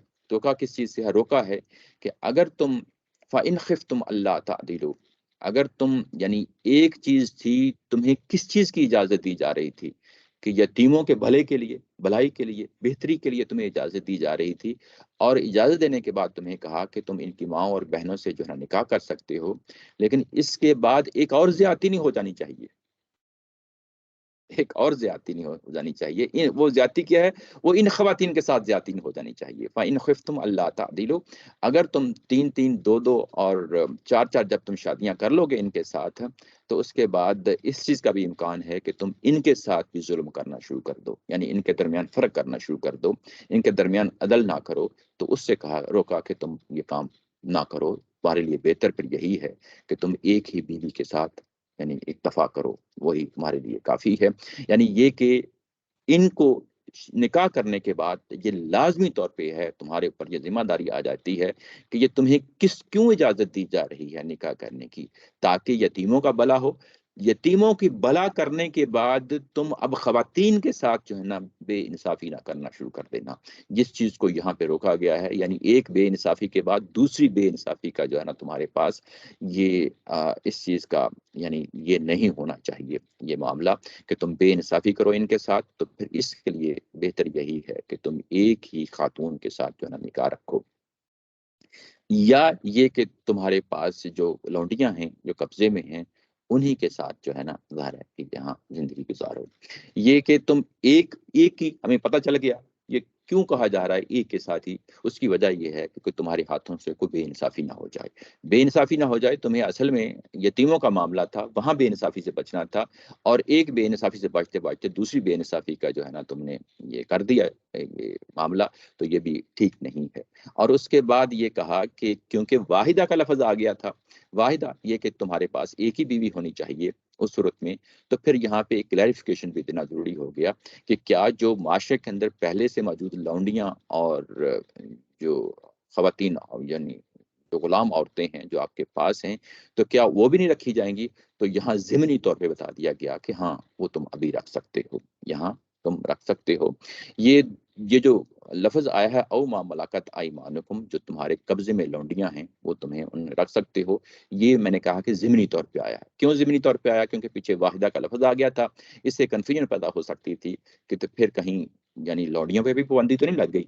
तो यानी उस चीज को रोकने के लिए कि नहीं, अभी जो तुम्हारे साथ जो लौंडियां हैं वो उनको अलहदा से ट्रीट किया जाएगा, वो पैरेलली जो है ना हम इसको अलहदा से ट्रीट कर रहे हैं। कि क्या ट्रीट कर रहे हैं, वो इस तरीके से कर रहे हैं कि जैसा कि सूरह मोहम्मद के अंदर और सूरह नूर के अंदर जो है ना हमें मालूम है कि सूरह मोहम्मद के अंदर ये वाज़ेह तौर पे बता दिया गया है कि वो लौंडियां और गुलाम औरतें जो जंगों के जरिए से हासिल होती हैं, उनका दाखिला हमेशा के लिए मना कर दिया गया। अब जंगों के जरिए से किसी को गुलाम और लौंडी नहीं बनाया जाएगा, यानी एंट्री जो है गुलामों की जो मुआशरे के अंदर होती थी वो जंगों के जरिए से होती थी, और एंट्री को हमेशा के लिए बंद कर दिया गया। ये सूरह मोहम्मद में बंद किया गया है। और सूरह नूर में जाके हमें पता چلتا ہے جو آخری قدم اٹھایا ہے ان غلام خواتین اور لونڈیوں کے حوالے سے اور غلاموں کے حوالے سے، وہ یہ ہے کہ تم ان کے ساتھ مکاتبت کر سکتے ہو۔ یعنی اگر کوئی غلام اور لونڈی آزاد ہونا چاہتا ہے تو تم ان پہ کوئی پابندی نہیں لگا سکتے۔ معاشرہ اگر دیکھتا ہے کہ یہ غلام اور لونڈی آزاد ہو سکتے ہیں تو ان کو آزادی دی جائے گی، اور آزادی دی جائے گی، ان کے ساتھ کنڈیشن لگا سکتے ہیں کہ آپ ہمیں اتنے پیسے پیدا کر دیں، آپ ہمارے لیے اتنا کام کر دیں۔ اگر وہ کام ڈلیور کر دیتے ہیں، مال ڈلیور کر دیتے ہیں، تو اس کے بعد تمہارے اوپر جو ہے نا ان کو آزاد کرنا لازمی ہو جائے گا۔ سورہ نور میں جا کے دیکھیں گے، وہاں معاشرے کو ابھارا گیا ہے، وہاں حکومت کی بیت المال کی ذمہ داری لگائی گئی ہے کہ اگر کوئی مرد اور عورت ان غلاموں اور ان لوڈیوں میں سے کوئی آزاد ہونا چاہتا ہے تو ان کو آزادی دی جائے، اور معاشرے میں سے لوگ آگے بڑھیں اور جو کہ ان کو خریدیں یا ان کو جو ہے نا بیت المال سے جو ہے نا مال مہیا کیا جائے تاکہ ان کی غلامی کو خرید کے جو ہے نا ان کو آزاد کیا جائے۔ یہ سورہ نور کے اندر جو ہے نا ہم جا کے پڑھیں گے یہ دونوں چیزیں، کہ ایک طرف سے اس کا انٹری بند کر دی گئی اور دوسری طرف سے راستہ کھول دیا گیا۔ یہ ایک علیحدہ سے معاملہ ہے جس کو قرآن مجید ایک سیپریٹلی اس کو ٹریٹ کر رہا ہے، اور اس کے بعد یہ ایک پہلو نہیں ہے، یعنی ان کو چھوڑنے کا کئی اور پہلو بھی ہیں۔ کفارہ ہے، جیسے اس میں جب آپ گناہ کرتے ہیں، کوئی آپ سے کوئی جرم ہو جاتا ہے تو آپ اس کے طور پہ اس کے بدلے کے طور پہ آپ جو ہے نا کسی غلام کو آزاد کر سکتے ہیں، کسی لونڈی کو آزاد کر سکتے ہیں۔ اس کے بعد سورہ بقرہ کے اندر جو ہے نا ظاہر ہے کہ ہم تھیمیٹیکلی بھی چیزوں کو دیکھتے آ رہے ہیں۔ سورہ بقرہ کے اندر جب ہم جا کے اس کو دیکھتے ہیں تو یہ آیہ نمبر 213 میں جو ہے نا جا کے یہ ہے آیہ نمبر 221، جس میں یہ کہا گیا کہ وَلَا تَنْكِحُوا الْمُشْرِكَاتِ حَتَّى يُؤْمِنَ، کہ مشرک عورتوں سے نکاح نہ کرو یہاں تک کہ وہ ایمان نہ لے آئیں۔ اور اس کے بعد کہا گیا وَلَا أَمَةٌ مُؤْمِنَةٌ خَيْرٌ مِّن مُشْرِكَةٍ، یہ کہا گیا کہ جو غلام جو عورت ہے، لونڈی ہے، وہ بہتر ہے اس سے جو کہ مشرکہ عورت ہے، یعنی غلام جو عورت ہے اس کو بہتر یہاں پہ کہا گیا ہے۔ اس کے بعد کہا گیا ہے کہ وَلَوْ أَعْجَبَتْكُمْ، خواہ تمہیں کتنا ہی جو ہے نا یہ عجیب بات لگے۔ کیا کیا چیز ہے، میں سے کر دیتا ہوں ایکسپلین۔ ہاں، یہ شکو صاحب یہ اس میں ہے نا، یہ ہے فَانْكِحُوا مَا طَابَ لَكُمْ، کہاں ہے؟ وَإِنْ خِفْتُمْ أَلَّا تُقْسِطُوا، فَانْكِحُوا مَا طَابَ لَكُمْ، یہ جو ماں ہے یہاں کے بعد کا جو حصہ ہے یہ تو ماں کے ساتھ کنیکٹ ہے نا، اور پھر اس کے بعد ہے او ماں، تو یہ جو فن کی خو ہے یہ ملکت ایمان ان کے ساتھ نہیں آ رہا۔ میں اس کو کر لیتا ہوں، دیکھ لیتا ہوں، دیکھ لیتا ہوں، ہاں، پہلے اس میں بات کمپلیٹ کر لیں۔ اس کے ساتھ بھی شادی کرو اور ان کے ساتھ بھی شادی کرو۔ جی میں ابھی آپ کے ساتھ ابھی میں کر لیتا ہوں۔ اچھا، پہلے اس کو یہ جو سورہ بقرہ کی آیا ہے اس کے ساتھ اس کو دیکھ لیتے ہیں۔ ظاہر ہے کہ وہ جو پیچھے ہوتی ہے اس کو ریلیٹ کرتے ہوئے آگے اس کو بڑھ رہے ہوتے ہیں۔ یہاں پہ یہ کہا گیا کہ جو خواتین ہیں، جو غلام لونڈیاں ہیں، مومن ہیں، یہ بہتر ہیں ان مشرکوں سے۔ یہاں اگر ہم موازنے کر کے دیکھیں تو بیسیکلی جو مشرکہ عورت ہے اس کا سوسائٹی کے اندر ایک مقام ہے، ایک مرتبہ ہے، اور لوگ اس سوسائٹی قبائلی کی زندگی کے اندر جو ہے نا اس چیز کو بڑا قابل افتخار سمجھتے ہیں کہ یہ ہمارے لیے کہ ایک بہتر جو ہے نا سوسائٹی کی خاتون سے میں شادی کر رہا ہوں۔ اس کے مقابلے میں یہاں ایک ایسی خاتون کو رکھا جا رہا ہے جو بالکل معاشرے کے اندر گرا ہوا مقام ہے، اس کے سامنے رکھا جا رہا ہے، اور یہ کہا جا رہا ہے کہ یہ تمہیں اگر وہ جو خاتون کتنی خوبصورت ہے، کتنی مال والی ہے، تمہیں بلی لگتی ہے، لیکن اس کے مقابلے میں تم پریفر کرو کس کو؟ یہ لونڈی کو پریفر کرو۔ یعنی یہ ایک پوری جو ہے نا کمپین چلائی ہے قرآن مجید نے، جو یہاں پہ سورہ بقرہ کے اندر ہے۔ اور اس کے بعد جب یہاں پہ پہنچے ہیں سورہ یعنی آل عمران کی اس جگہ پہ پہنچے ہیں، سورہ النساء کی آیہ نمبر 3 میں جہاں پہ پہنچے ہیں، تو اس کی ذیل میں کہا گیا ہے کہ ایک عورت کے ساتھ جو ہے نا تم، یعنی یہ کہ اگر تم عدل نہ کر سکو تو ایک عورت ہی کافی ہے، یا پھر جو ہے نا یعنی جو لونڈیاں ہیں تمہارے پاس۔ یہاں پہ جو لفظ آیا ہے او ما ملکت ایمانکم، یہاں اس کے دو مفہوم لیے جاتے ہیں، میں آپ کے سامنے رکھ دیتا ہوں دو مفہوم جو ہے۔ ایک مفہوم جو ہے وہ اس کو فن کیہو ما طاب لکم کے زیر تحت لوگ اس کو دیکھتے ہیں۔ یعنی وہ مفہوم کیا ہے؟ یعنی یہ جو کہا گیا نا فَإِنْ خِفْتُمْ أَلَّا تَعْدِلُوا فَوَاحِدَةً، اگر تم عدل نہ کر سکو تو تمہارے پاس ایک ہی عورت، آزاد عورت، یعنی یہی انہی غلاموں اور انہی یتیموں کی بہنوں میں سے اور ان کی ماؤں میں سے کسی ایک کے ساتھ جو ظاہر ہے نکاح کر لو، یا آپ کے پاس جو پہلے سے موجود ہے وہی رکھو۔ یہ وہ بات کہی جا رہی ہے۔ اور اس کے بعد یہ او ما ملکت ایمانکم، یہ کیونکہ فانکحو کا اوپر جو لفظ آیا تھا وہ تھا ورب، اور جو ورب ہے کہ ایک عورت سے نکاح کرو، 2 سے کرو، 3 سے کرو، اور اگر عدل نہیں کر سکتے تو ایک ہی سے نکاح کرو، یہ اس مفہوم میں جو ہے نا اس کو لیا جا رہا ہے، ایک سے نکاح کرو، او ما ملکت ایمانکم، یا تم اپنی غلام جو لونڈیاں ہیں ان سے نکاح کر لو۔ یہ بھی لوگوں نے اس کا معنی لیا ہے، جیسے کہ مولانا مودودی صاحب نے جو ہے نا اس کا لیا ہے، اور لوگوں نے بھی لیا ہے۔ یہ نکاح کے تحت اس کو رکھا ہے۔ اب بات واضح ہو گئی؟ اچھا، یہ نکاح کے تحت رکھا ہے، اس کے اندر ایک پرابلم آ جاتا ہے، میں پرابلم ابھی آپ کے سامنے کھولتا ہوں، کیا پرابلم ہے۔ پرابلم یہ ہے کہ یہ ایک پہلو ہے، یعنی اس کو فانی کی حقوق کے تحت رکھو۔ اس کے بعد یہ کہ فَإِنْ خِفْتُمْ أَلَّا تَعْدِلُوا، اگر تمہیں اندیشہ ہو کہ تم اس کے ساتھ عدل نہیں کر سکو گے، فواحدہ، تو فواحدہ کا جو ہے یہ نکاح کے ساتھ بھی جو ہے نا ظاہرہ ملتا ہے، اور فواحدہ کا مطلب یہ ہے کہ ایک ہی کو اختیار کیے رکھو، یعنی یہ مفہوم بھی اس کے ساتھ انڈرسٹوڈ ہے۔ فواحدہ کا جو لفظ آ گیا ہے یہ اس جملے کے تحت نہیں آیا جو اوپر والا جملہ ہے، فَانكِحُوا مَا طَابَ لَكُم مِّن النِّسَاءِ مَثْنَىٰ وَثُلَاثَ وَرُبَاعَ، مثنیٰ ثلاثہ رباع فَانكِحُوا کے تحت آتے ہیں، لیکن جو فواحدہ ہے یہ ایک نیا جملہ ہے، یہ نیا جملہ فَإِنْ خِفْتُمْ أَلَّا تَعْدِلُوا، اللہ ایکسیپشن آ گیا ہے، ایکسیپشن کے بعد واحدہ آیا ہے، ایکسیپشن کے بعد واحدہ آیا ہے۔ اب ایکسیپشن کا جو فعل ہے وہی فعل جو ہے ظاہر ہے کہ فواحدہ کے ساتھ آئے گا، اور جب یہ ایکسیپشن کے ساتھ فواحدہ آیا ہے تو جو اسی ایکسیپشن کا ہی حصہ ہوتے ہوئے او ما ملکت ایمانکم آ گیا ہے۔ بات واضح ہوئی کہ نہیں ہوئی؟ میں تو کہتا ہوں کہ فواحدہ بھی فن کی ہو اس سے پہلے آیا ہوا ہے، جی جی جی جی فواحدہ سے بھی پہلے فن کی ہو آیا ہے، اور ملکت ایمانکم سے پہلے فن کی ہو آیا ہے۔ اچھا، اس کے ساتھ ایک اور چیز ہے، ابھی وہ جو اس کی طرف مانا چاہ رہا تھا، وہ دوسری چیز یہ ہے کہ اصل میں کیا ہے کہ اللہ تعدیل، عدل ہے جو قائم رہنا چاہیے۔ عدل، جب آپ بے عدلی کریں گے، بے انصافی کریں گے، تو پھر آپ کو ایک پہ اکتفا کرنا پڑے گا۔ اگر آپ نے غلام عورت اور لونڈی سے بھی نکاح کر لیا تو کیا وہ عدل اٹھ جائے گا وہاں سے؟ میرا خیال ہے کہ وہ تو ایکسیپشن برقرار ہے۔ نہیں نہیں نہیں۔ اس کی وجہ یہ ہے کہ کیونکہ اگر نکاح کے تحت لے کے آنا ہے تو پھر جس طرح یتیموں کی وجہ سے جو ہے نا عدل قائم نہیں رہے گا، ویسے ہی کیونکہ اب یہ یتیموں کا معاملہ ہے نا، تو یتیموں کے ہی طرح کا ایک معاملہ جو ہے غلامی کا معاملہ ہے۔ جب غلامی سے ایک چیز کو اٹھا کے آپ اس کو ایک نارمل عورت کی زندگی میں لے کے آ رہے ہیں تو وہاں پہ بھی انصاف کرنا لازمی ہے۔ یہاں پہ ایک فرق رکھا جا رہا ہے، وہ فرق یہ ہے کہ اگر آپ اس کو نکاح کے طور پہ لیں گے تو وہ یہ فرق قائم نہیں رہے گا، پھر جو ہے وہ جو ایک کی کنڈیشن ہے وہ ختم ہو جاتی ہے۔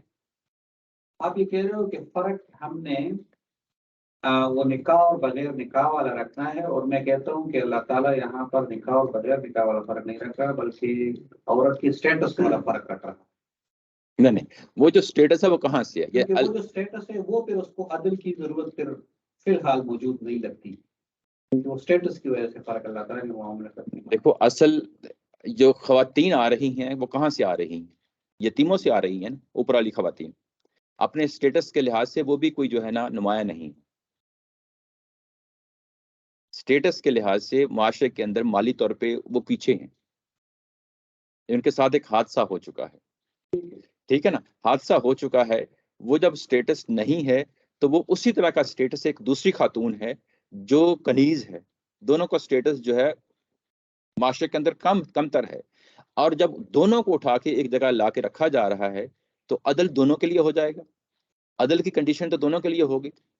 عدل کی کنڈیشن یہاں پہ لے کے آنا نہیں ہے، اگر آپ دونوں کو ایک جگہ لے آتے ہیں، نکاح میں لے آتے ہیں، تو اس کے بعد خواہ وہ غلام عورت ہو خواہ وہ آزاد عورت ہو، نکاح ہو گیا تو اس کے بعد دونوں کو ایک جیسا رکھا جائے گا۔ آگے چل کے سورہ نساء کے اندر اس موضوع کو چینل چھیڑا ہے، اس کے اندر ایک بہت بڑا ایشو ہے جو بالکل آیت نمبر 1 کے اندر ہم نے پڑھا ہے کہ مائی ہوا اور آدم دونوں ایک ہی جنس سے پیدا ہوئے ہیں، ان کے اندر فرق نہیں کیا جائے گا، کوئی کمتر نہیں ہے اور کوئی بڑھتر نہیں ہے۔ بات سمجھ گیا نا؟ تو جب یہاں پہ آ کے یہ اگر دونوں کو ایک ہی امبریلا دے دیا گیا نکاح کا تو اس کے بعد یہ فرق جو ہے وہ تو آ جائے گا. میری بات سمجھ رہے ہیں نا؟ یعنی نکاح کے بعد پھر واحدہ کے ساتھ یہ ساتھ ملا دینا، تو پھر تو وہ جو کہا گیا ہے کہ تمہیں اندیشہ ہو کہ تم عدل نہیں کر سکو گے، تو اندیشہ تو یہاں پہ رہے گا. نہیں وہ ٹھیک ہے، دیکھیں جو عقلی استدلال دے رہے وہ میں سمجھ رہا ہوں. میں یہ کہتا ہوں اس عقلی استدلال میں کیا مسئلہ ہے جب ہم اس کی معنی یہ لیتے ہیں کہ اللہ تعالیٰ نے یہ بولا ہے کہ تم عورت کے ساتھ شادی کرو، یہ تمہارے لیے جائز ہے. جی ایک ہی عورت کے ساتھ صحیح. اللہ تعالیٰ نے اجازت دے دی. اس ماں ملکت کی ملکت ایمان کو جو ہے ان کے ساتھ بھی تعلق رکھو، دونوں کے ساتھ تعلق رکھو، یہ بھی جائز ہے. اللہ تعالیٰ اب ایک اور حکم ڈال رہا ہے، وہ کہہ رہا ہے کہ اس خاتون کے ساتھ تم 2-3 عورتوں کو اور بھی کر سکتے ہو شادی، اس کی بھی اجازت ہے. تو اللہ تعالیٰ سے اس میں ایکسیپشن اس کے ساتھ لیں گے، وہ اسی کے ساتھ لیں گے. اللہ تعالیٰ اسی چیز کو ان کے ساتھ بھی کر رہا ہے کہ ان کے ساتھ بھی نکاح کر سکتے ہو. یہ الگ سے، کیونکہ وہ پہلے سے ایک الگ سلسلہ چل رہا ہے، یہ الگ سے ایک سلسلہ خاندانی خواتین کا چل رہا ہے. تو یہاں اللہ تعالیٰ دونوں حکم دے رہا ہے فنکحوا کا. اس عقلی استدلال میں مسئلہ کیا پیدا ہوتا ہے؟ میں آپ کی بات سمجھ رہا ہوں، وہ ٹھیک ہے، وہ بالکل ٹھیک ہے، لیکن اس میں بھی تو کوئی مسئلہ نکلنا چاہیے جب ہم اس پر. جی میں اس کی یہ اس کے بعد ایک اور پوائنٹ ہے، میں اس کی طرف بھی آ رہا ہوں. یہاں پہ آ کے نکاح کا جو تصور ہے، 4 سے زیادہ شادیوں کا جو تصور ہے، اس کو کرٹل کیا جا رہا ہے، اس کو منیمائز کیا جا رہا ہے. یعنی زیادہ سے زیادہ خواتین ہیں ان کو کم کر کے ایک تہذیب دی جا رہی ہے، ایک اصول دیا جا رہا ہے. ایسے ہی ہے نا؟ تو جب ہم یہ کہہ لیتے ہیں کہ ان کنیزوں کے ساتھ بھی جو ہے نکاح کر لو، تو اس کا مطلب یہ ہے کہ ان کو بھی شامل کر لیا گیا ہے اس پورے پیکج کے اندر. اس پورے پیکج کے اندر شامل کر لیا گیا ہے. جب ان کو عدل نہیں کر سکتے تو ایک پہ آ جاؤ. تو جب ان کے ساتھ جو خواتین غلام خواتین ہیں، تو یہ تو اس کے ساتھ کوئی اس کی لمٹ نہیں ہے سٹل. یعنی وہ کم کر کے 4 پہ آ گئے ہیں، ان کو کم کر کے کس پہ لایا جا رہا ہے؟ کس پہ نہیں لایا جا رہا، نہیں لایا جا رہا نا. تو پھر اس کا مطلب یہ ہے کہ یہ اصل میں ان کو ایک علیحدہ طور پہ ٹریٹ کیا جا رہا ہے، عدل کی اس کنڈیشن سے نکالا جا رہا ہے، اس کنڈیشن سے نکالا جا رہا ہے. یہ میری بات، یہ بہت اہم ویلڈ پوائنٹ ہے.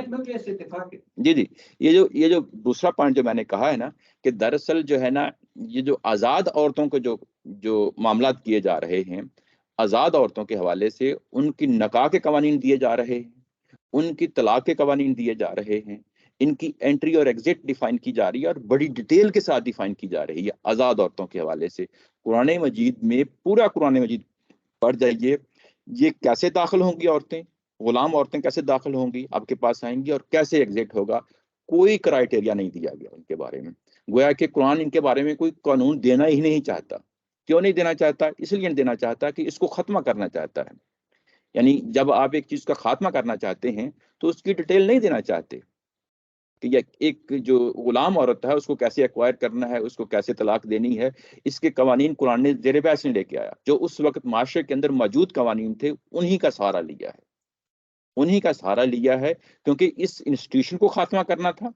اس لیے جو ہے انسٹیٹیوشن کے خاتمے کے اقدامات جو ہے نا بتا دیے کہ یہ کیسے ختم ہوگا، اور جو کہ ان کو کیسے ریٹین کرنا ہے اس کے بارے میں ہمیں نہیں پتہ چلتا.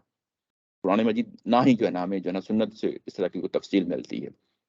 یہ ادارہ قرآن مجید اور اسلام اس کو ختم کرنا چاہتا ہے، اس لیے اس کے بارے میں قوانین نہیں دیتا، اور اس کی انٹری جو ہے اس کو ہمیشہ کے لیے بند کر دیتا ہے، ایگزٹ کے راستے کھول دیتا ہے. اس کا مطلب یہ ہے کہ 1-2 نسلیں چلیں گے، اس کے بعد خاتمہ ہو جائے گا. اگر نہیں ہوا تو یہ مسلمانوں کی کوتاہی ہے، یہ قرآن کی کوتاہی نہیں. بات واضح ہو گئی؟ یعنی اس پورے کنٹیکسٹ میں رکھ کے الیاس صاحب اس کو دیکھیں تو یہ چیز واضح ہو جاتی ہے. یعنی وہ جو اصلاحات جو آزاد عورتوں کے لیے جو ہے نا یہاں پہ ڈیفائن ہو رہی ہیں، اگر وہی ہم جو ہے نا اصلاحات اٹھا کے ان غلام عورتوں پہ اپلائی کر دیں تو اس کا مطلب یہ ہے کہ قرآن یہاں پہ کوئی اصول دینا چاہتا ہے جو کہ نہیں دیے. باقی جگہوں سے بھی پتہ چلتا ہے کہ نہیں دیے. تو اس کا مطلب یہ ہے کہ اگر یہ ان کو نکاح کر لیا جائے گا تو اس کے بعد پابندی لگ گئی. بھائی بات سمجھ رہے ہیں نا لیاس صاحب؟ یعنی اس کے بعد پابندی لگ گئی کہ اب آپ نے غلام عورت کو اپنے پاس رکھنا ہی نہیں ہے، نکاح کر کے رکھنا ہے. اگر آپ نے اس کو نکاح کی جو ہے نا کنڈیشن دے دی یہاں پہ، کیونکہ یہاں پہ تعدد کا معاملہ اس کو جو ہے نا ہینڈل کیا جا رہا ہے. یہ سورہ نور میں کچھ جگہوں پر ہے، رسول اللہ صلی اللہ علیہ وسلم کو بھی حکم دیا گیا ہے. کیا چیز؟ وہ ملکت ایمان حکم کے بارے میں. جی ہو سکتا ہے یہ کوئی پری ٹیکسٹ ہو، میں اس کو پڑھ کر پھر آپ سے بات کروں گا. جی جی وہ ضرور. جو اس کا وہ جو پہلی آیت آپ نے بتائی جس میں وَإِن تُخَالِطُوهُمْ والا آیا ہوا ہے، صحیح. اس کی آپ یہ کہہ رہے ہو تو اس کے لیے پری ٹیکسٹ ہے، اور یہاں پر وہ چیز صاف ہو گئی ہے کہ بہرحال ایک وہاں پر کوئی اختلاط جو ہے نا جو کہا گیا تھا. ہاں اس کے لیے وہ کوئی تھا، کوئی اللہ تعالیٰ کی طرف سے ایک اشارہ تھا کہ ہو سکتا ہے فیوچر میں اس طرح کے احکامات آ جائیں. جی جی یہ جو گریجول احکامات آتے ہیں وہ جی انتخاب کا تو بڑا اس میں یہ یہاں پر یہ جو آیت ہے کہ اس کے ساتھ مکس نہ کرو، وہاں پر مکس کرنے کی بات ہو رہی ہے. جی جی. چیزیں کنفیوز نہیں ہوں گی جب تک کہ کلیریفائڈ نہ ہو جائے. اللہ تعالیٰ یہ کہ رسول اللہ کی شخصیت ہے جو وہاں چیزیں کلیریفائی کرتی ہے. نہیں کیا کہاں پہ کوئی چیز میں ساری میں بات یہ کہہ رہا ہوں کہ یہاں پر اللہ تعالیٰ یہ بول رہے ہیں پہلی آیت کے اندر کہ وَلَا تَأْكُلُوا أَمْوَالَكُمْ إِلَىٰ أَمْوَالِكُمْ. اس کا مطلب تو ہم یہی دے رہے ہیں کہ مکس کریں نا. مجھے اس سے آیت کی سمجھ نہیں آ رہی. ان کے مال نہ کھاؤ إِلَىٰ أَمْوَالِكُمْ، اس کا مطلب عربی کے اندر کیا ہے یہ مجھے سمجھ نہیں آیا. جی جی. انہوں نے ترجمہ اس کا یہ کیا ہوا ہے کہ اس کو مکس کر کے نہ کھاؤ. جی ایسے ہی ہے ایسے ہی ہے. یعنی دیکھیں ایک اختلاط ہوتا ہے بہتری اور اصلاح کا. یعنی اختلاط جو سورہ بقرہ کے اندر جو ہے نا بات کہی گئی تھی، اگر ہم اس کو دوبارہ جا کے دیکھ لیں وہاں پہ یہی کہا گیا تھا. آپ کے سامنے میں دوبارہ کھول رہا ہوں، یہ دیکھیں اگر آپ وہاں پہ تو سوال یہ کیا گیا ہے یتیموں کے بارے میں. اس کے بارے میں کہا گیا ہے کہ اصلاح سامنے رکھ کے جو ہے نا ان کا معاملہ کرو، یہ تمہارے لیے بہتر ہے. وَإِن تُخَالِطُوهُمْ، اور اگر تم ان کو اپنے ساتھ ملا لیتے ہو تو یہ تمہارے بھائی ہیں، اور اللہ تعالیٰ کی ذات کو جو ہے نا پتہ ہے کہ ان میں سے کون ہے جو اصلاح کرنے والا اور کون ہے جو فسادیہ ہے. اب یہ مفسد ایلیمنٹ ہے جو اختلاط کے بعد امکانات پیدا کر دیتا ہے کہ کسی کی نیت پہ تو ہم جو ہے نا وہ پیرا تو نہیں لگا سکتے نا کہ وہ کیا کرنا چاہتا ہے. یہ مفسد اور مصلح کو جو ہے نا علیحدہ کرنا ہے. یہ جو مفسد جو یہاں پہ بتایا گیا ہے یہ آ کے ہمیں اس آیہ نمبر 3 کے اندر پتہ چلتا ہے کہ آیہ نمبر 2 جو ہے یہ مفسد کے پہلو کو نمایاں کر رہی ہے کہ اختلاط کے اندر بھی مفسد پیدا ہو سکتے ہیں. وہ مفسد جو ہے فساد پیدا ہو سکتا ہے، وہ یعنی ایک تباہی و بربادی کی صورت میں چیزیں سامنے آ سکتی ہیں، نقصان کی صورت میں سامنے آ سکتی ہیں، جو یتیموں کو نقصان ہو سکتا ہے. تو جو مفسد کا پہلو ہے وہ اس کو یہاں پہ اختلاط کرتے ہو اس کو نمایاں کیا ہے کہ ان کو مال کو آپس میں تبادلہ نہ کرو خبیث اور طیب کے ساتھ، اور ان کو مال کو اپنے مال کے ساتھ ملا کر نہ کھاؤ. یہ جو مفسد کا پہلو تھا پچھلی سورہ کے اندر اس کو یہاں پہ نمایاں کیا ہے. بات واضح ہو گئی؟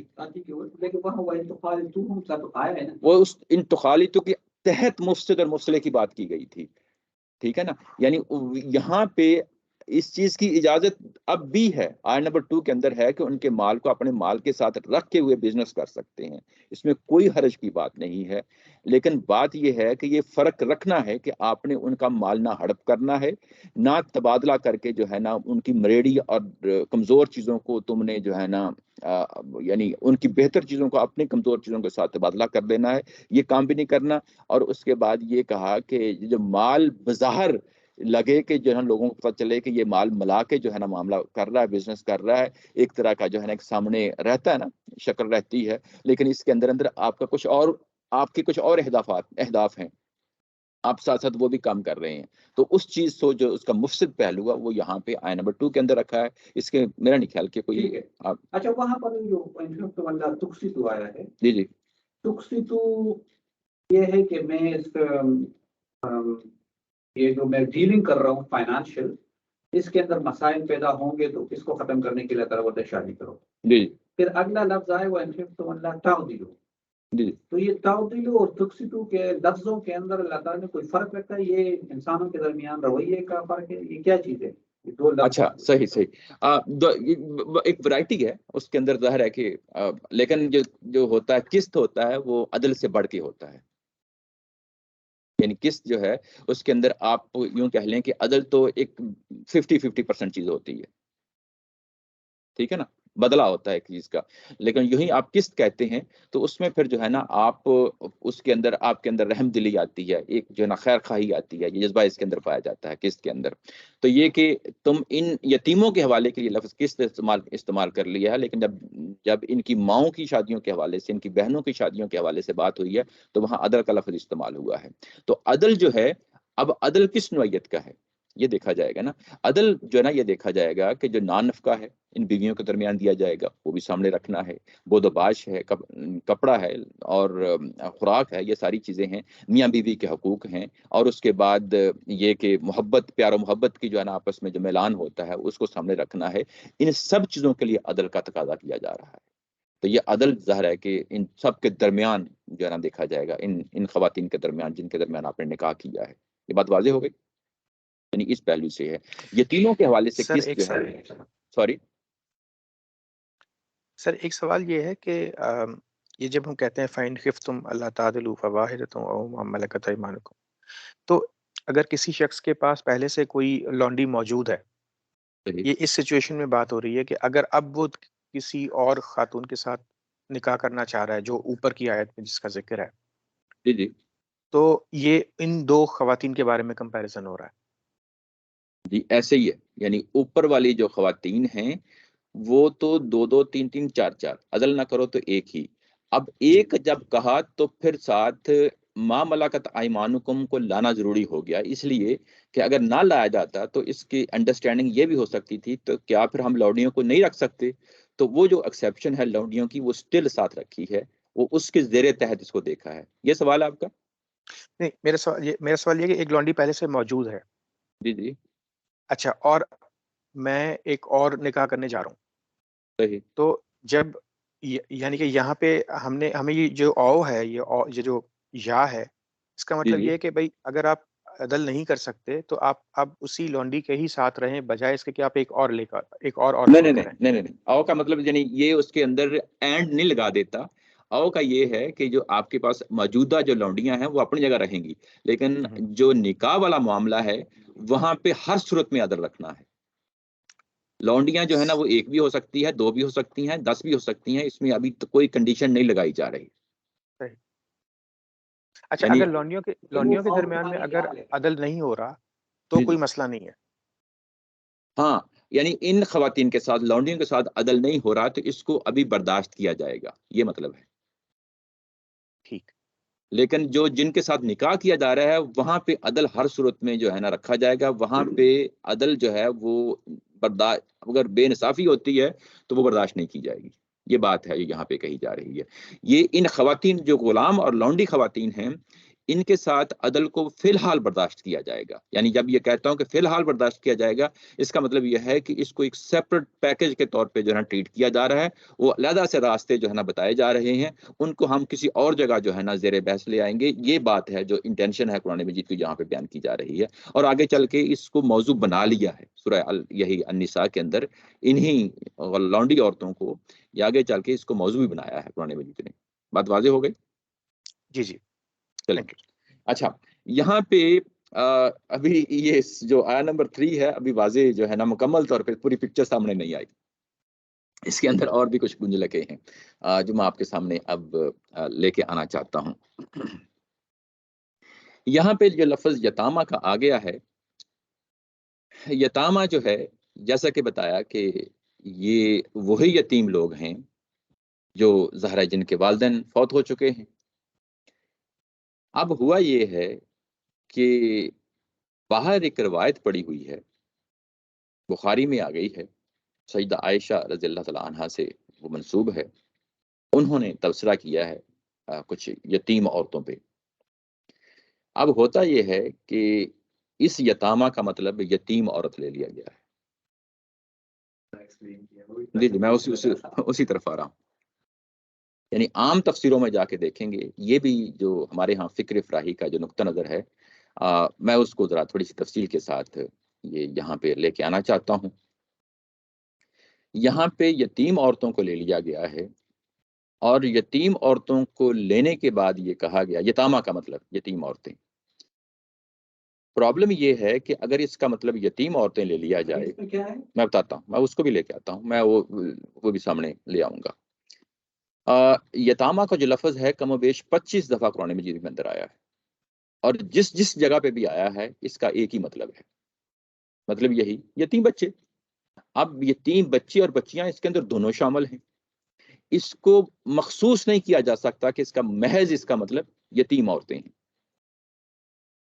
یتیم لڑکیاں یا یتیم عورتیں. یعنی اس کا وہ مطلب نہیں لیا جا سکتا یتام، کیونکہ اس کے ساتھ کوئی اور کنڈیشن نہیں آئی، کوئی کلو نہیں ہمیں ملتا کہ یہاں پہ یتیم عورتیں ہیں اس کا معنی، ٹھیک ہے۔ اب عام جو تفسیریں ہیں وہ کیا کرتی ہیں، وہ یہ کہتی ہیں کہ یہاں پہ یتامہ کا جو مطلب ہے وہ یتیم عورتیں ہیں، اگر تم ان یتیم عورتوں کے ساتھ انصاف نہیں کر سکتے تو دوسری عورتوں سے شادی کر لو، دوسری عورتوں سے شادی کر لو۔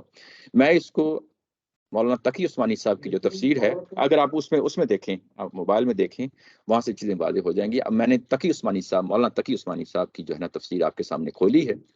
یہ میں نے کیوں چنی ہے کہ اس میں ظاہر ہے کہ وہ چیز جو ہے بڑی خوبصورت طریقے سے آسان زبان میں بیان کر دی گئی ہے، باقی ساری تفسیریں یہی کہہ رہی ہیں۔ میں نے اس کو ہائی لائٹ بھی کر دیا ہے ترجمہ، اگر آپ ترجمہ پڑھیں نیچے لکھا ہے کہ اگر تمہیں یہ اندیشہ ہو کہ تم یتیموں کے بارے میں انصاف سے کام نہیں لے سکو گے تو ان سے نکاح کرنے کی بجائے، کن سے نکاح کرنے کی بجائے؟ یتیم عورتوں سے نکاح کرنے کی بجائے دوسری عورتوں میں سے کسی سے نکاح کر لو۔ اچھا، یہ اب خارج میں چیز پڑی ہے، دوسری عورتیں، یہ کس کا معنی ہے؟ یہ النساء کا معنی نہیں ہو سکتا، کیونکہ النساء جو ہے پیچھے یتامہ کے ساتھ جڑا ہوا ہے، الف لام کے ساتھ آیا ہے۔ جس طرح انگلش میں دی لفظ آ جاتا ہے THED، تو وہ وہاں مخصوص ہو جاتا ہے کہ یہ انڈرسٹوڈ چیز ہے۔ اس طرح عربی زبان کے اندر الف لام آتا ہے تو یہ بتا دیتا ہے کہ یہ اسی کنٹیکسٹ میں بات ہو رہی ہے۔ النساء کا مطلب جب ہم اپنے اس نقطہ نظر میں لیتے ہیں تو یہ یتامہ کے ساتھ جڑا ہوا ہے، یتاموں کے ساتھ جڑی ہوئی خواتین ہیں یہ، یعنی ان کی مائیں ہیں یا بہنیں ہیں۔ یہاں پہ یتامہ سے مراد لے رہے ہیں یہاں تقی عثمانی صاحب اور باقی لوگ، وہ یتیم خواتین ہیں، یتیم خواتین ہیں یا یتیم بچیاں ہیں، اور ان سے نکاح کرنے کی بجائے دوسری عورتوں سے نکاح کر لو۔ یہ دوسری عورتیں کہاں سے آ گئیں؟ یہ کسی جو ہے نا یہاں پہ دوسری عورت کا کوئی کلو نہیں ملتا یہاں پہ۔ اچھا، اب انہوں نے نیچے نمبر 3 حاشیہ جو ہے نا میں پڑھتا ہوں آپ کے سامنے، یہ بڑا دلچسپ حاشیہ ہے۔ صحیح بخاری کی حدیث میں حضرت عائشہ نے اس ہدایت کا پس منظر یہ بتایا ہے کہ بعض اوقات ایک یتیم لڑکی اپنے چچا کے بیٹے کی سرپرستی میں ہوتی تھی، وہ خوبصورت بھی ہوتی تھی اور اس کے باپ کا چھوڑا ہوا مال بھی اچھا خاصا ہوتا تھا۔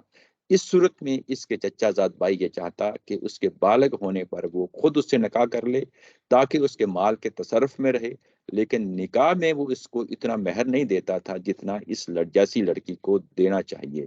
دوسری طرف اگر لڑکی زیادہ خوبصورت نہ ہوتی تو اس کے مال کے لالچ میں اس سے نکاح تو کر لیتا تھا، لیکن نہ صرف یہ کہ اس کا مہر کم رکھتا تھا بلکہ اس کے ساتھ ایک محبوب بیوی جیسا سلوک نہیں کرتا تھا۔ اس آیت نے ایسے لوگوں کو یہ حکم دیا کہ اگر تم یتیم لڑکیوں کے ساتھ اس قسم کی بے انصافی کا اندیشہ ہو تو ان سے نکاح مت کرو بلکہ دوسری عورتوں سے نکاح کرو جو اللہ نے تمہارے لیے حلال کی ہیں، اللہ نے ہمارے لیے حلال کی ہیں۔ اب جو اس کا یہ پوری جو حاشیہ ہے بڑی تفصیل کے ساتھ اس کو بیان کر دیا، اس کے اندر تو کوئی ایمبیگوٹی نہیں ہے، کلیئر ہو گیا بات۔ اچھا، نیچے عربی عبارت دی ہوئی ہے میں نے، عربی عبارت جو ہے وہ ہے ان عائشہ و ان خفتم اللہ تقسطوا فی الیتامى، یہ سورہ نساء کی آیت نمبر 3 ہے، اس کی ذیل میں سیدہ عائشہ فرماتی ہیں قالت الیتیمہ تکون عند الرجل، یتیمہ ایک خاتون جو یتیم عورت ہے وہ کسی مرد کے پاس ہوتی، وہو ولیھا، اور وہ اس عورت کا ولی ہوتا،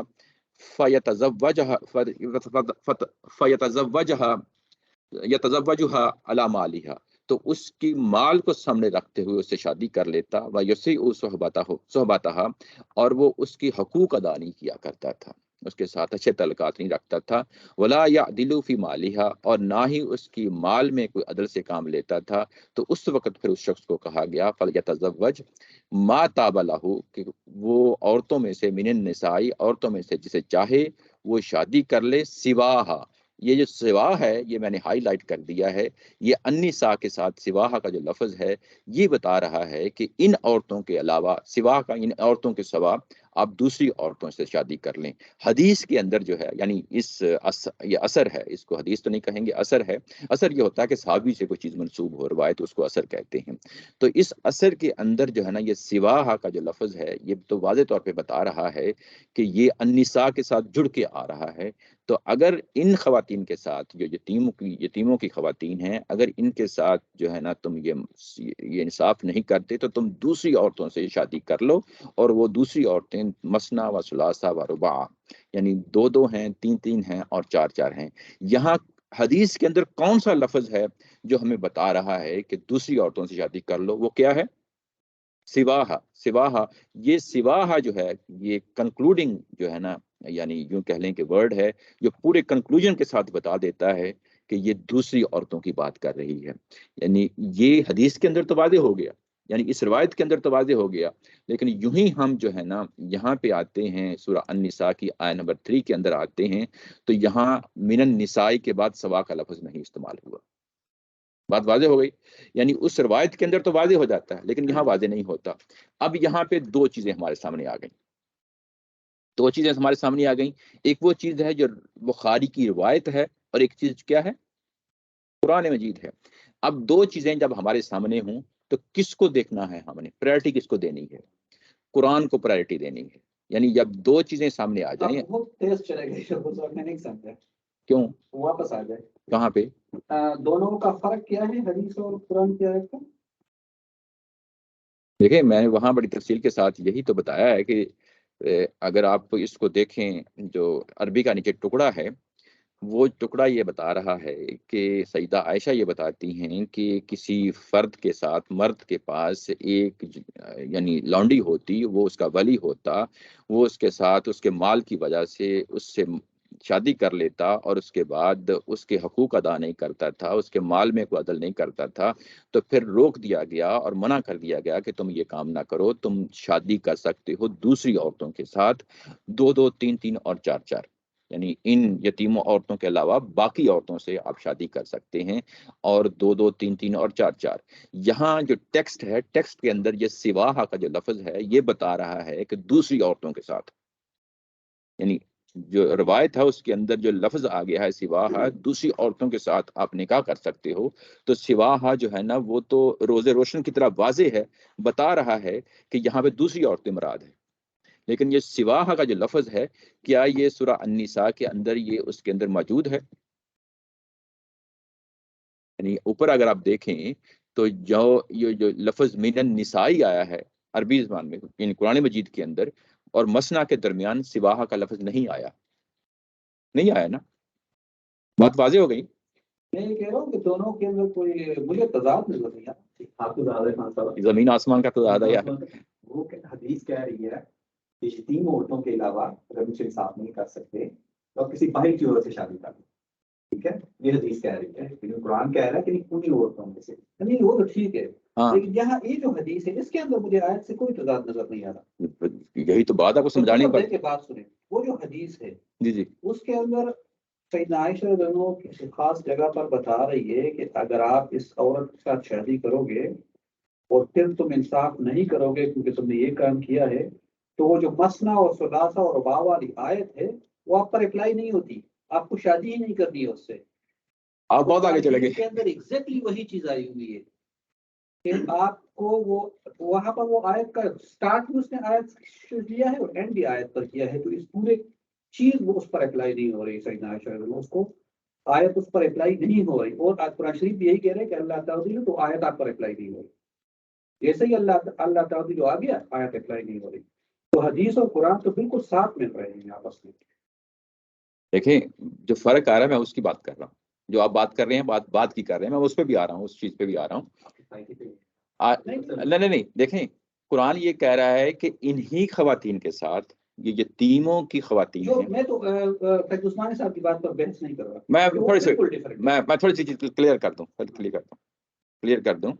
قرآن یہ کہہ رہا ہے کہ جو یتیم بچیاں ہیں، یتیم جو بچے ہیں، یتیم بچیاں اور بچے، ان کی بہنوں سے، بڑی بہنوں سے، ان کی ماؤں سے شادیاں کر لیں۔ یہ بات ہوگی۔ روایت آ کے یہ کہہ رہی ہے کہ نہیں، روایت یہ کہہ رہی ہے کہ اگر تم ان سے انصاف نہیں کر سکتے یتیم بچیوں کے ساتھ، ٹھیک ہے، تو پھر کسی اور عورتوں سے شادی کر لو، باہر کی عورتوں سے شادی کر لو۔ یہ بات واضح ہو گئی، دونوں میں فرق آ گیا ہے۔ فرق حدیث کو دوبارہ پڑھے تو وہ یہ جملہ نہیں کہہ رہا، وہ سواہا کا جو مطلب اس کو ہم دیکھ کے نا تو خود اس کا ترجمہ بھی کروں گے۔ وہ آپ اس طرح نہیں بولتے وہاں پر، پھر آپ جب بولتے ہیں یہ دیکھو یہ لفظ آیا فَلْيَتَزَوَّجْ مَا طَابَ لَهُ مِنَ النِّسَاءِ شادی کر سَوَاءً، لو، ٹھیک ہے، شادی کر لو، سواہا، یعنی ان یتیم بچیوں کے علاوہ، ہاں اس کے علاوہ اس کے علاوہ مثنا اور سلابہ اور دیکھو ان جو بچیاں ہیں ان کے علاوہ شادی کر لو. قرآن میں کیا کہا گیا؟ کیونکہ ان کے ساتھ آپ تعاون کیوں نہیں کر رہے ہو؟ نہیں، قرآن میں کیا کہا گیا؟ قرآن شریف میں بھی یہی کہا گیا ہے یار نہیں، قرآن مجید میں یہ کہا گیا ہے کہ ان یتیموں کی بہنوں اور ماؤں سے شادیاں کر لیں. آیت اوپر سے آ رہی ہے نا، درمیان میں تو وہی سوا اللہ تعالی آیا ہوا ہے، اللہ آیا ہوا ہے، یہاں سوا آیا ہوا ہے. اچھا دیکھو، پہلے تو یہ کلیئر کر لیں کہ ٹارگٹ کون سا ہے. وہ آپ نتیجے کے بعد بات کر رہے ہیں. ہاں ہاں آپ میں نتیجے میں نے بھی آنا ہے، ہاں نتیجے میں نے بھی آنا ہے. میں بیسیکلی نتیجے بھی بات نہیں کر رہا. میں کہہ رہا ہوں کہ وہ جو خواتین ہیں جن سے نکاح کرنا ہے وہ کون سی ہیں. وہ تو ٹھیک ہے، دیکھو وہ بالکل کلیئر ہے، نہیں، وہ پہلے تو وہ ڈیفائن کر لیں. روایت یہاں سے وہ نکل نہیں رہا، روایت کیا کہہ رہی ہے مجھے یہ بتا دیں کہ روایت سے بھی وہ نہیں نکلتا. اوہو آپ نتیجے کی بات کر رہے ہیں، میں لفظی بات کر رہا ہوں. لفظی بات دیکھیں دوبارہ پڑھے، یہ کہہ رہے ہیں کہ دیکھیں ولا یغدل فی مالها، ٹھیک ہے. نہیں دیکھیں الیاس بھائی، ایک منٹ ذرا نتیجہ چھوڑ دیں، نتیجہ بعد میں دیکھتے ہیں، نتیجہ بعد میں دیکھتے ہیں. نتیجہ چھوڑیں، اصل جن سے نکاح کرنا وہ کون سی عورتیں؟ نہیں مجھے نتیجہ بعد میں، آپ کی بات سے 100% اتفاق. مجھے پہلے یہ تو بتا دیں اپنی زبان سے کہ نکاح کسے کرنا ہے. قرآن کسے کہہ رہا نا وہ جو ان کی نساء ہیں، ہے؟ قرآن کس کو کہہ رہا ہے؟ وہ جو یتامہ کی نساء ہیں، یتامہ کی نساء ہیں. اور روایت کے اندر جو نا کن کو کہا جا رہا ہے نکاح کسے کرنا ہے. مجھے نتیجہ نہ بتانا، نتیجہ نہ بتانا. میں نتیجہ نہیں بتا رہا. وہاں آیت کے اندر میں یہ کہہ رہا ہوں، میرا پوائنٹ یہ ہے کہ حدیث کے اندر یتامہ کی نساء یا باقی نساء اس کا ذکر ہی نہیں ہے. تو اس کو میں بحث نہیں کروں. اور آپ یار دیکھیں پہلے مجھے یہ بتا دیں کہ روایت کے اندر نکاح کسے کرنا. کسی بھی خاتون کے ساتھ، کسی بھی دوسری خاتون کے ساتھ. دیکھو دو آپشنز ہیں، پہلے یہ چیز کلیئر کر لیں نا. دو آپشنز ہیں، یتیموں کی عورتیں ہیں اور یتیموں کے باہر کی عورتیں. قرآن یہ بات کر رہا ہے کہ یتیموں کی عورتوں سے نکاح کر لیں. روایت یہ کہہ رہی ہے کہ یتیموں کی عورتوں سے نہیں، باہر کی عورتوں سے دو تین چار نکاح کر لیں. اچھا یہ دیکھ آیت کے اندر یہ ہے نا شکور صاحب. یار دیکھیں میں وہ روایت کی جو نتیجہ ہے میں اس پہ آؤں گا. مجھے پتا ہے آپ نتیجے کی بات کر رہے ہیں، میں اس پہ بھی آتا ہوں. میں نتیجے کی بات نہیں کر رہا، میں تو الفاظ میں جس سے نکاح کرنا ہے میں اس کی بات کر رہا ہوں. آپ کی بات سے تو مجھے اتفاق ہے. میرا مسئلہ یہ کہ میرا سوال اس کا جواب مجھے میں اس کے بھی اوپر بھی آ جاتا ہوں. مجھے یہ تو کلیئر کر دیں پہلے کہ آپ اپنی زبان سے کہہ دیں کہ روایت کے اندر کن سے نکاح کرنے کی بات ہو رہی ہے. میں دوبارہ پڑھ لیتا ہوں. وَإِن خِفْتُمْ أَلَّا تُقْسِطُوا فِي الْيَتَامَىٰ قَالَتْ الْيَتِيمَةُ تَكُونُ عِندَ الرَّجُلِ. یہاں رجل کے پاس ہے، کسی آدمی کے ساتھ یتیم ہی عورت ہے اس کے پاس. صحیح. اچھا وَهُوَ وَلِيُّهَا، وہ اس کا ولی ہے. فَلْيَتَزَوَّجْ عَلَىٰ مَالِهَا، ٹھیک ہے. وَيُسِيءُ صُحْبَتَهَا وَلَا يَغْدِلُ فِي مَالِهَا. اچھا یتیم عورت، اچھا اس کے بعد اس کے ساتھ شادی کرنا چاہتا ہے، وہ اس کے ساتھ عدل نہیں کرتا، اس کی مال کی وجہ سے اس کے ساتھ شادی کر رہا ہے. تو سیدہ عائشہ رضی اللہ عنہا اس کو بول رہی کہ اس کے ساتھ شادی نہ کرو. جی اس کے بعد آگے کیا کہتے ہیں؟ آگے کہتا ہے سوائے مسنا اور سلاح، وہ جو مسنا اور سلاح اور سواہا کا لفظ آیا ہے، سواہا کا، وہ کس سے شادی کرو؟ ان عورتوں کے علاوہ باہر شادی کرو. ان کے ساتھ شادی نہیں کرو، کیونکہ ان کے ساتھ وہ آیت آپ پر اپلائی نہیں ہوتی. آپ ان کے ساتھ شادی کر ہی نہیں سکتے، عدل کا تقاضا نہیں ہے. قرآن شریف کی آیت بھی یہی کہہ رہی ہے کہ ان کے ساتھ آپ شادی نہ کرو، کیونکہ آپ عدل نہیں کر سکتے ان کے ساتھ. یہ جو سواہا کا جو لفظ آیا نا، اس کے بعد 2 3 4 جو شادیاں کر لو، یہ جو نتیجہ ہے نہیں، یہ قرآن شریف کی آیت ہے، یہ نتیجہ نہیں ہے. یہی تو میرا پوائنٹ ہے شکور صاحب. سوری دیکھو میں پھر سے آپ سے شاید میں آپ کو بات کی آیت کوٹ کر رہی ہے. میری بات سنیں. اور یہ عائشہ کا طریقہ ہے، وہ دوسرے حدیث میں بھی قرآن شریف کی آیت کوٹ کر کے ریفر کرتی ہے اس جگہ پہ. دیکھیں بات سنیں. بات یہ ہے کہ قرآن مجید کے اندر جب یہ کہا جا رہا ہے کہ تم ان عورتوں سے نکاح کر لو، تو نکاح کن سے کیا جا رہا ہے؟ نکاح کو ٹارگٹ ہے نا، کوئی ہوا میں تو چیز نہیں ہے نا. وہ کن سے کیا جا رہا ہے؟ یتیموں سے متعلقہ ہے نا. تو جب روایت میں آتے ہیں تو روایت میں جو آخری ٹکڑا ہے وہ بیسیکلی یتیموں کی عورتوں سے شادی کرنے کی بات نہیں کر رہا. وہ کہہ رہا ہے کہ ان یتیموں کی عورتوں کے علاوہ جو ہے نا 2 2 3 3 4 4 شادیاں کر لو. یہ جو 2 2 3 3 4 4 شادیوں کا یہ تعلق ہے، یہ یتیموں کی عورتوں سے نہیں ہے، یتیموں کی عورتوں سے باہر ہے. باہر ہے. یہ جو مفہوم روایت کے اندر پڑا ہوا ہے، یہی مفہوم جب آتے ہیں تو یہ قرآن مجید کی اس آیت کے اندر جو ہے نا ڈال دیا جاتا ہے. یعنی باہر کا مفہوم جو ہے، میں اس پہ بھی آتا ہوں یار، میں اس پہ میں کب کا ہے میں سوری یعنی اچھا میں یہاں پہ نا ایک میرا سوری، یہ آن لائن بھی بالکل دوسری بات کہہ رہی ہے. دیکھیں، وہ جو بات ہے پہلے یہ وہ نتیجے کے طور پہ ہے. میں اس پہ آنا ہے مجھے آپ وہاں پہ تک آنے دیں، اس چیز پہ آنے دیں. نتیجے کے طور پر بھی نہیں کہہ رہا، میں تو الفاظ سے بات بتا رہا ہوں. میرا تو وہ بھی اختلاف ہے لوگوں کے ساتھ. نہیں، دیکھو نتیجہ جو ہے وہ ایک اپنی جگہ ہے. یہ جو اتنا ٹکڑا ہے، یہ اس طرح ٹکڑے کو تو آپ سمجھ لیں پہلے کہ ٹکڑا یہ ہے کہ ما تاب لہ من النساء سواہا مثنی و ثلاث و رباع. جو حدیث کا جو ٹکڑا ہے، یہ عورتیں اب وہ عورتیں نہیں رہ گئیں جو یتیموں کی عورتیں ہیں. یہ باہر کی عورتیں کی جن سے نکاح کرنے کی بات کہی جا رہی ہے. یہ جو 2 3 4 سے نکاح کرنا ہے، یہ یتیموں کی عورتوں سے نکاح نہیں کرنا، یہ یتیموں کی عورتوں سے باہر سے نکاح کرنا ہے. یہ جو مفہوم اس ٹکڑے کا ہے، اس کو داخل کر دیا جاتا ہے سورہ النساء کے اندر، آ کے داخل کر دیا جاتا ہے، جس سے فرق پڑ جاتا ہے. اب میں آتا ہوں. اب آتا یہ جو چیزیں ہمارے پاس سامنے آ گئیں، ایک طرف جو ہے نا ایک حدیث کا ٹکڑا پڑا ہوا ہے، ایک طرف جو ہے نا قرآن مجید کا ٹکڑا پڑا ہوا ہے. دونوں کو جو ہے نا اب ہم نے سمجھنا ہے. اب ہوتا یہ ہے کہ جو حدیث کا مفہوم ہے، وہ مفہوم اب داخل کر دیا جاتا ہے قرآن مجید کے اندر. اب یہ جو ترجمہ کر دیا گیا ہے کہ ان کے نکاح کرنے کی بجائے دوسری عورتوں سے نکاح کر لو، یہ فرق پڑ جاتا ہے نا آپ کے ترجمے میں کہ دوسری عورتوں سے نکاح کرو. جب فرق پڑ گیا یہ کہاں سے لیا؟ میں اس چیز پہ فوکس کر رہا ہوں. یہ کہاں سے آ گیا؟ وہ حدیث سے آیا ہے نا، حدیث سے آیا ہے. اب ہم یہاں ہوا کیا ہے؟ قرآن کی آیت کی تعویل کی گئی ہے یا حدیث کی تعویل کی گئی ہے؟ تو جو طریقہ ہے، نہیں مجھے واضح جواب دینا. قرآن مجید کی تعویل کی گئی ہے. ہم تعویل نہیں کرتے. اصل جو فرق کو سمجھانا ہے کہ ہم تعویل نہیں کرتے قرآن مجید کی. ہم کس کی تعویل کرتے ہیں؟ حدیث کی تعویل کرتے ہیں. حدیث کو مطابقت کرتے ہیں قرآن مجید کے مطابق لانے کے لیے. ہم یہ کہتے ہیں کہ قرآن کا جو ٹیکسٹ ہے وہ اپنی اصل جگہ پہ کھڑے ہو کے ہم اس کو دیکھیں گے، اور جو حدیث کی بات آئے گی وہ ہم اس کے مطابق بنائیں گے، قرآن مجید کے مطابق بنائیں گے. یہاں الٹا معاملہ ہو گیا ہے. میں اس چیز کو کلیریفائی کرنا ہے. جب آپ قرآن مجید کو سمجھ گئے لیاس بھائی، جب آپ قرآن مجید کو سمجھ گئے، قرآن مجید کا مدعا یہ ہے، تو اب ہم کیا کریں گے کہ ہم حدیث کی تعویل کریں گے. حدیث کی تعویل کریں گے. میری بات سمجھ گئے نا؟ اب ہم حدیث پہ آئیں گے تو اس میں کہیں گے کہ اس میں وہی بات ہے جو آپ نتیجے کے طور پہ کہہ رہے ہیں. اب آپ سمجھ گئے بات کو؟ یعنی نتیجے کے طور پر میں یہ کہہ رہا ہوں کہ قرآن شریف کی آیت نہ بھی ہو تب بھی حدیث وہی بات بتا رہی ہے. وہ نتیجے کے طور پہ بتا رہی ہے. نہیں وہ وہاں پر بالکل مکمل اس کے بعد یہ کیا کہہ رہی ہیں، نصیحت کر رہی ہیں کہ دیکھو قرآن مجید بھی بیسیکلی ایٹ دا اینڈ نتیجے کے طور پہ یہی کہتا ہے کہ تم اگر ان یتیم خواتین کے ساتھ یعنی عدل نہیں کر سکتے تو باہر جو شادیاں ہیں وہی کرو جا کے. اصل میں بات یہ نا یہاں پہ سوری یہاں پہ میں تھوڑا سا جو ہے نا وہ ایڈ کرنا چاہوں گا کہ اوپر جو کنٹیکسٹ آ رہا وہ یتیموں کے بارے میں آ رہا اور یتیموں کی عورتوں کے بارے میں، تو اسی سے آگے جو نا وہ باقی عورتوں سے شادی جو نا وہ ایک علیحدہ مضمون ہے. لیکن یہاں پہ بات جو ہو رہی ہے وہ تو یتیموں کے بارے میں اور ان عورتوں کے بارے میں جو یتیموں کے ساتھ ہیں ان کے بارے میں میرے خیال بات ہو رہی ہے. تو اس سے جو نا وہ چیز واضح ہو جاتی ہے کہ یہ باہر والی عورتوں کی بات ہی نہیں ہو رہی یہاں پہ. جی صحیح کہہ رہے ہیں، درست کہا آپ نے. اور جو حدیث کے اندر جو نیچے بیان ہوا ہے وہ بھی کوئی چیز اس کے مخالفت میں نہیں ہے. ہم وہاں پہ تعبیر کر کے یہ کہیں گے کہ قرآن مجید دراصل اگر تم یتیم عورتوں کے ساتھ جو ہے نا وہ عدل نہیں کر سکتے تو باہر شادیاں کر لیں. باہر بھی 2 3 4 کی جو ہے نا گنجائش ہے، اسی آیت کے تحت جو ہے نا مل رہی ہے. تو حدیث کی تعبیر ہو جائے گی، قرآن مجید کی تعبیر نہیں ہوگی.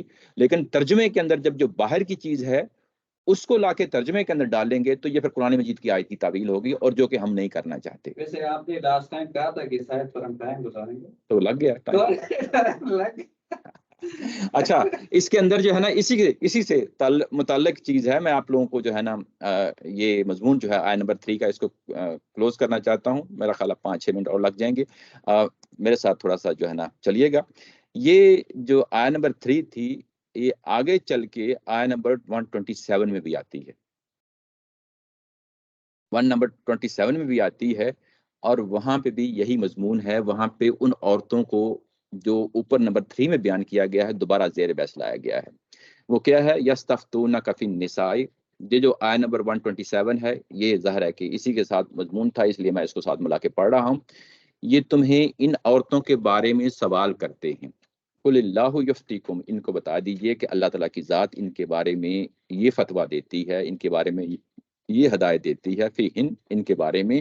وما یتلی علیکم فی الکتاب فی یتامی النساء التی لا تؤتوہن ما کتب لہن.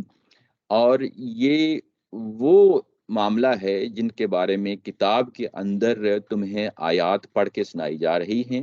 اور یہ کن کے بارے میں پڑھ کے سنائی جا رہی ہیں؟ فی یتامی النساء کا لفظ آ گیا کہ یہ ان عورتوں کے یتیموں کے بارے میں، ان عورتوں کے یتیموں کے بارے میں تمہیں احکامات اس قرآن مجید کے اندر ظاہر ہے، جو پیچھے آیت نمبر 3 گزری ہے اسی کا حوالہ ہے، پڑھ کر سنائے جا رہے ہیں. اللاتی لا تؤتوہن، یہ وہ خواتین ہیں جن کو تم جو ہے نا مہر نہیں دینا چاہتے. ما کتب لہن کا مطلب یہ ہے جن کو تم مہر نہیں دینا چاہتے. وترغبون، اور جن کے بارے میں چاہتے ہو کہ ان تنکحوہن، کہ تم ان کو نکاح میں لے آئیں. یعنی یہ ابھی انٹروڈکشن کرایا جا رہا ہے. یہ کون سی عورتیں ہیں؟ یہ وہ عورتیں ہیں جو یتیموں کی مائیں ہیں، اور جن کے بارے میں تم جو ہے نا جن کو مہر نہیں دینا چاہتے لیکن ان سے تم نکاح کرنا چاہتے ہو. یہ اس کو قرآن مجید نے ڈیفائن کیا ہے پہلے، اور اس کے بعد کہا ہے کہ والمستضعفین من الولدان، اور یہ جو بچے ہیں، بے سہارا بچے ہیں، ان کے بارے میں بھی فتویٰ دیتا ہے، اس کے بارے میں بھی ہدایت دیتا ہے کہ وَأَن تَقُومُوا لِلْيَتَامَى بِالْقِسْطِ، کہ تم ان یتیموں کے بارے میں قسط کے ساتھ معاملہ کرو، عدل کے ساتھ معاملہ کرو. یہ جو وَأَن تَقُومُوا کا لفظ آیا ہے، یہاں واو آ گیا ہے، اس سے پہلے ایک حذف ہوا ہے. وہ حذف جو ہے وہ کیا ہے؟ وہ یہاں پہ استاد محترم نے اس کو کھولا ہے کہ ان عورتوں کے حقوق ہر حال میں ادا کرو. ان عورتوں کے حقوق یعنی عدل کے ساتھ معاملہ کرو. آیت نمبر 3 کے اندر یہی تھا نا کہ مہر بھی دو، ان کے ساتھ عدل کے ساتھ معاملہ کرو. تو ان کی حقوق ہر حال میں ادا کرو، اور یتیموں کو ساتھ ہر حال میں انصاف پر قائم رہو. یہ چیز واضح ہو گئی. یعنی فتویٰ کس چیز کا مانگا گیا؟ ان عورتوں کے بارے میں مانگا گیا، اور وہ اس کے بعد انٹروڈکشن کرایا گیا کہ یہ عورتیں کون سی ہیں. یہ وہی عورتیں ہیں جن کے بچے یتیم ہیں، جو تمہارے پاس آ چکے ہیں، اور یہ وہ عورتیں ہیں جن کو تم جو ہے نا مہر نہیں دینا چاہتے لیکن ان کے ساتھ نکاح کرنا چاہتے ہیں. ان کے ساتھ جڑے ہوئے بچے ہیں جو بے سہارا بچے ہیں، ان کے بارے میں بھی اللہ تعالیٰ کی ذات یہی ہدایت دیتی ہے کہ ان خواتین کے ساتھ جو ہے نا ان کے حقوق ادا کرو، اور یتیموں کو ہر حال میں انصاف پہ جو ہے نا قائم رہو. یہ ہدایت ہے. یہاں پہ اس کو رپیٹ کر دیا ہے جو نمبر 3 کے اندر، آیت نمبر 3 کے اندر جو ہے نا بیان کی گئی ہے. جب ہم یہاں پہ آتے ہیں تو یہ فیصلہ کن طریقے سے بتا دیتی ہے یہ آیا کہ یہاں پہ یتیموں کی عورتوں کی ہی بات ہو رہی ہے، کوئی اور جو ہے نا یہاں پہ کسی اور عورت کی بات نہیں ہو گئی. یہ چیز واضح ہو گئی. اب ہم آتے ہیں تقی عثمانی صاحب کی جو ہے نا سیم آیا پہ 127 پہ. تو وہاں پہ جا کے دیکھیں تو وہاں کیا فرق آپ کو نظر آتا ہے. وہاں یہ کہتے ہیں کہ اے پیغمبر، لوگ تم سے عورتوں کے بارے میں شریعت کا حکم پوچھتے ہیں، کہہ دو کہ اللہ تم کو ان کے بارے میں حکم بتاتا ہے کہ اس کتاب یعنی قرآن کی جو آیتیں تم کو پڑھ کر سنائی جاتی ہیں وہ بھی ان یتیم عورتوں کے بارے میں شرعی حکم بتاتی ہیں. یہاں پہ یہ جو لفظ ہے یتام النساء کا جو لفظ تھا، یہ اس کا ترجمہ کر گئے ہیں یتیم عورتیں. یہ یتیموں یعنی عورتوں کے یتیم کی بات نہیں کر رہے، حالانکہ جو ہے نا وہ یہاں پہ انٹروڈکشن کرایا جا رہا ہے کہ یہ عورتیں کون سی ہیں. یہ جو ترجمہ کیا گیا ہے ظاہر ہے باہر سے خارج ایک چیز پڑی ہے تو اس کو اٹھا کے یہاں پہ لے کے آیا جا رہا ہے. اور جن کو تم ان کا مقرر شدہ حق نہیں دیتے، ان سے نکاح کرنا چاہتے ہیں، نیز کمزور بچوں کے بارے میں بھی حکم بتاتی ہیں. یہ تاکید کرتی ہے کہ تم یتیموں کی خاطر انصاف پر قائم رہو. یہاں پہ جو حذف ہے انہوں نے نہیں نکالا، حذف نہیں نکالا، جس کی وجہ سے ہمیں نہیں معلوم کہ ان عورتوں کے بارے میں کیا کہا گیا ہے، لیکن یہ یتیم عورتوں کا یہاں پہ لے لیا گیا ہے. چلیں فرض کیا لے لیا بھی گیا ہے تو یہ تو انڈرسٹوڈ ہے، 100% شور ہے کہ یہ عورتیں کون سی ہیں؟ یتیم عورتیں ہیں. اگر ہم تقی عثمانی صاحب کو بھی لے لیں تو یتیم عورتیں ہیں. تو یتیم عورتوں سے ہی نکاح کرنا چاہتے ہو. یتیم عورتوں سے جو ہے نا یہ جو 2 3 3 4 4 شادیاں ہوئی ہیں، کن سے ہونی ہیں؟ یتیم عورتوں سے تو اس ہونی ہیں. میری بات سمجھ رہے ہیں نا؟ یہ خارج کی نہیں ہے. یعنی تقی عثمانی صاحب کے اپنے بھی جو ہے نا نقطہ نظر کے مطابق اور ہمارے نقطہ نظر کے مطابق یہ جو عورتیں ہیں یہ یتیموں ہی کی عورتیں ہیں، باہر سے عورتیں نہیں ہیں. اور جو روایت کے اندر چیز پڑی ہوئی ہے اس کو نتیجے کے اعتبار پہ ہم اس کو حل کر دیتے ہیں کہ یہ کوئی مختلف بات نہیں کر رہی، بات وہی کر رہی ہے، لیکن یہ کہ عورتیں جن سے نکاح کرنا ہے وہ یتیموں ہی کی عورتیں ہیں. یہ چیز واضح ہو گئی، کلیئر ہو گئی. تو تعویل ہم نے کس کی روایت کی حدیث جو قرآن مجید کی آیت کی تعویل نہیں کی. یہ کمپیریٹیو اسٹڈی کرتے ہوئے ہم نے چیز کنکلوژن جو ہے نا یہ ڈرا کیا ہے. یہ واضح ہو گیا الیاس بھائی؟ ہاں چلیں اللہ کا شکر. چلیں نہیں کوئی مسئلہ نہیں، حاضر ہوں جب تک چیز واضح نہیں ہوتی. جی آج کی اس دونوں جو ہے نا آیا نمبر 3 اور آیا نمبر 127 پہ کوئی سوال ہو تو اس کو دیکھ لیتے ہیں. آج ہم نے کافی ٹائم اس کو دے لیا ہے، تو امید ہے کہ ایسے ہی ایک آیت جو ہے نا ہم پڑھیں گے اور آگے بڑھیں گے. شکریہ اشکور صاحب. الیاس صاحب کا شکریہ، آپ نے سوال اٹھایا تو اس پہ کافی زیادہ بحث ہوئی، اس میں جو ہمیں کافی زیادہ نالج ملا، تو آپ کا بہت شکریہ. جی چلیں پھر آگے ایک حدیث پڑھ لیتے ہیں اور اس کے بعد پھر ہم اس کو ختم کرتے ہیں.